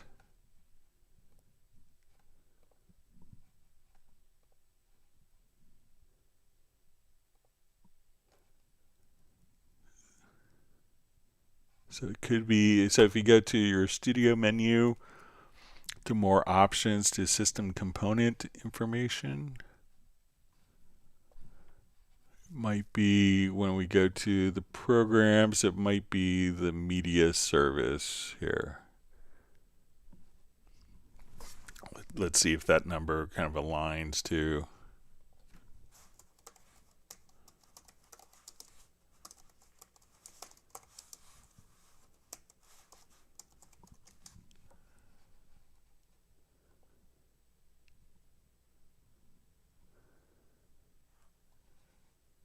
So here's the latest one. So it could be that inside. So it might be this, but you could always just go to Steinberg MediaBay download and see if so this could be like a different number than the other one, but I think that might indicate it for you.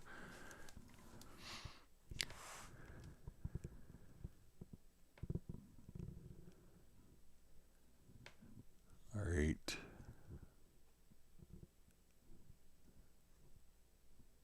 All right, you see Capital Razor just says thanks, Greg.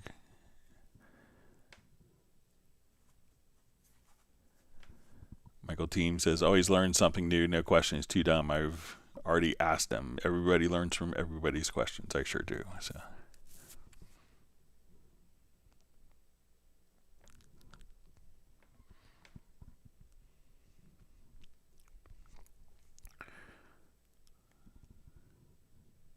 All right, so we just see how do you make a template or macro and save it for guitar or mic routing through the UR44.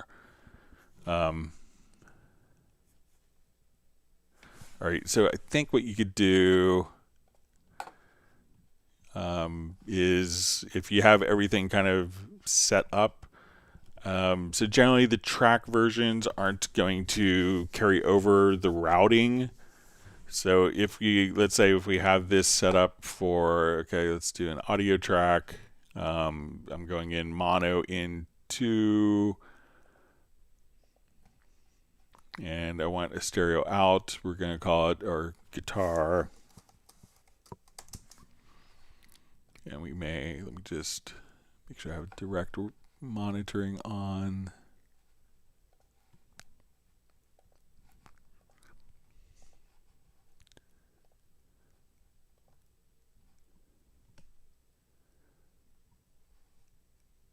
Just see if I have my.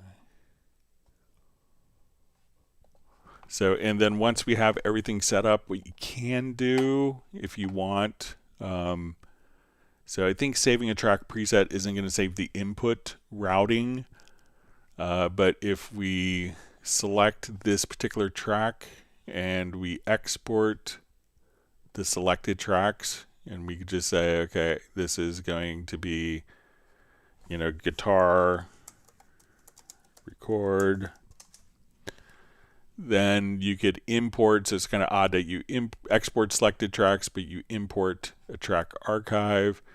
And then at this point, you could just say, okay, I want to go to my guitar record, and you could now just come over here. If you know what the input and outputs are, you could do track version or just save it as a track preset, and that will save a lot of the different settings, but not necessarily the particular input routing won't be preserved. I'll just confirm that. So save the track preset. Let's say Tim Weinheimer. I'll just say Tim Weinheimer. So let's add a track using the track preset.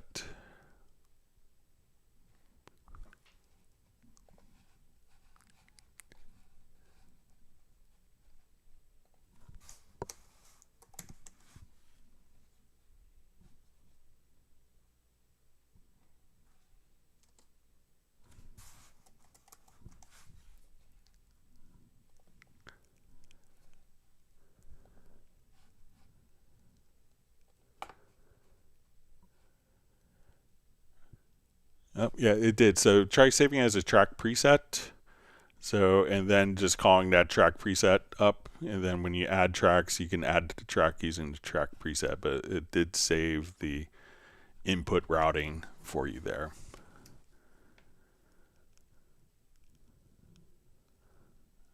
All right.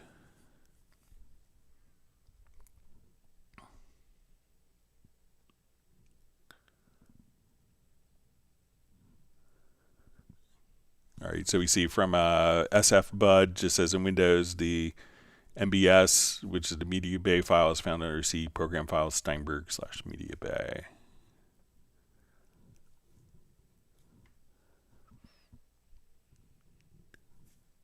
All right.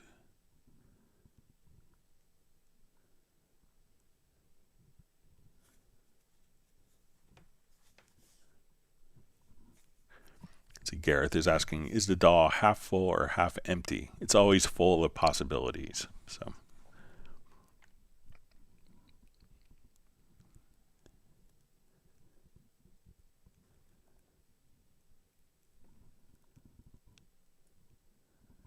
Okay, so we see Tim Weinhammer just saying thanks, perfect. All right, you see Michael Teams giving thanks to Gareth, Pablo, and myself for helping him out, so we're always glad to help. All right, let's see if there's more questions that sneak in.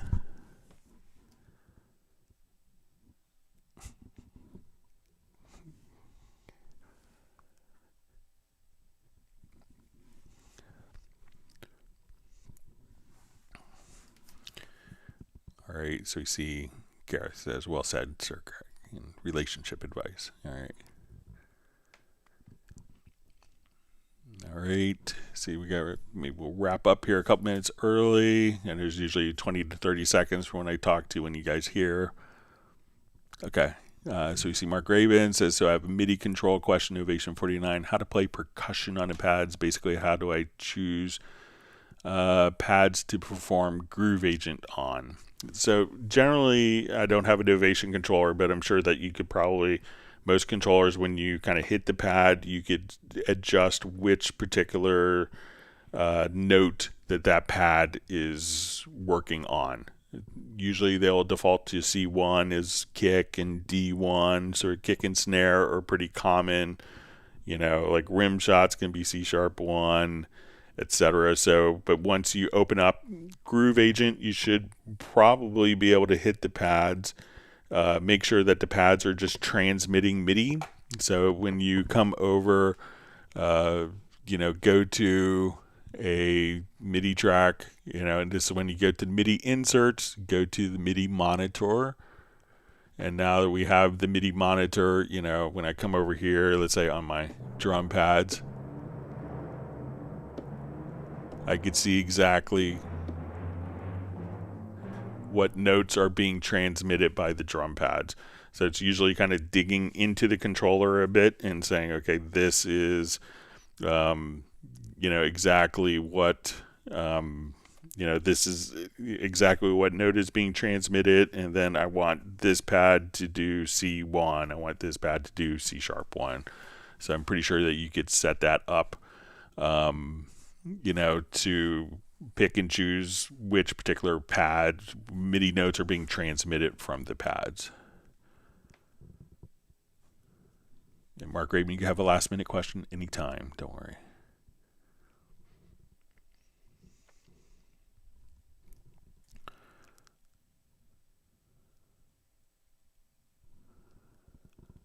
All right.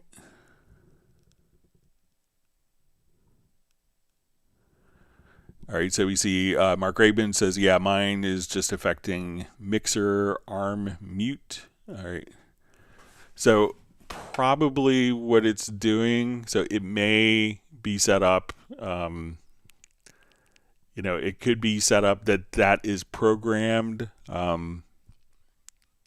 you know, so one, you know, make sure that you have the MIDI remote script here. So you'll probably be able to see like a MIDI remote script for your various controllers here. So if you have the MIDI remote script, sometimes those particular pads if you're using it as a Mackie control.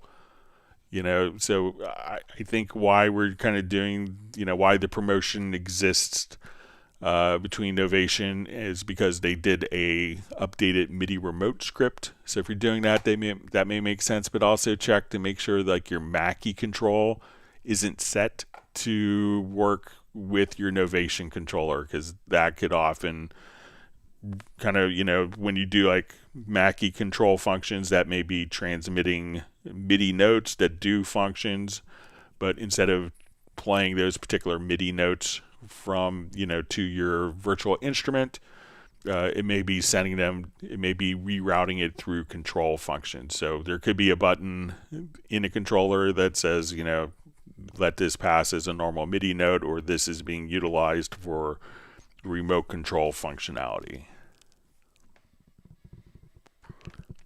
Yeah, so Mark, when you say MIDI monitor says no inputs, it's probably that MIDI information is probably being taken up by MIDI control as well.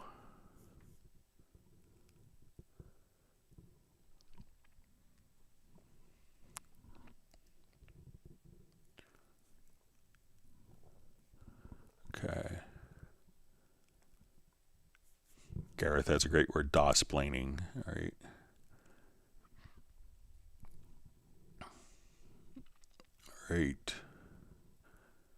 All right, so we see Sven Isaksson popped in from Sweden. All right.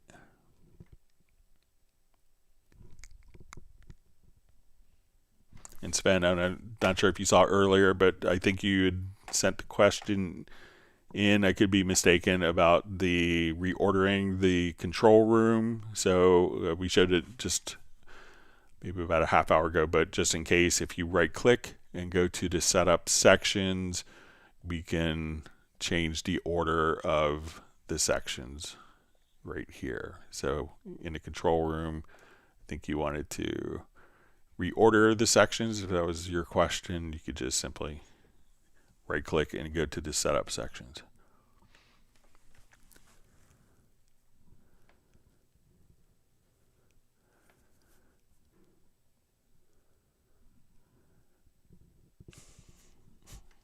All right, you see kind words from Gareth. All right, so I think we are out of questions. We'll give it another 10 seconds or so and see if we have any more questions. If not, we'll wrap up, and then we'll be back on Friday starting at 1 p.m. U.S. Eastern Time.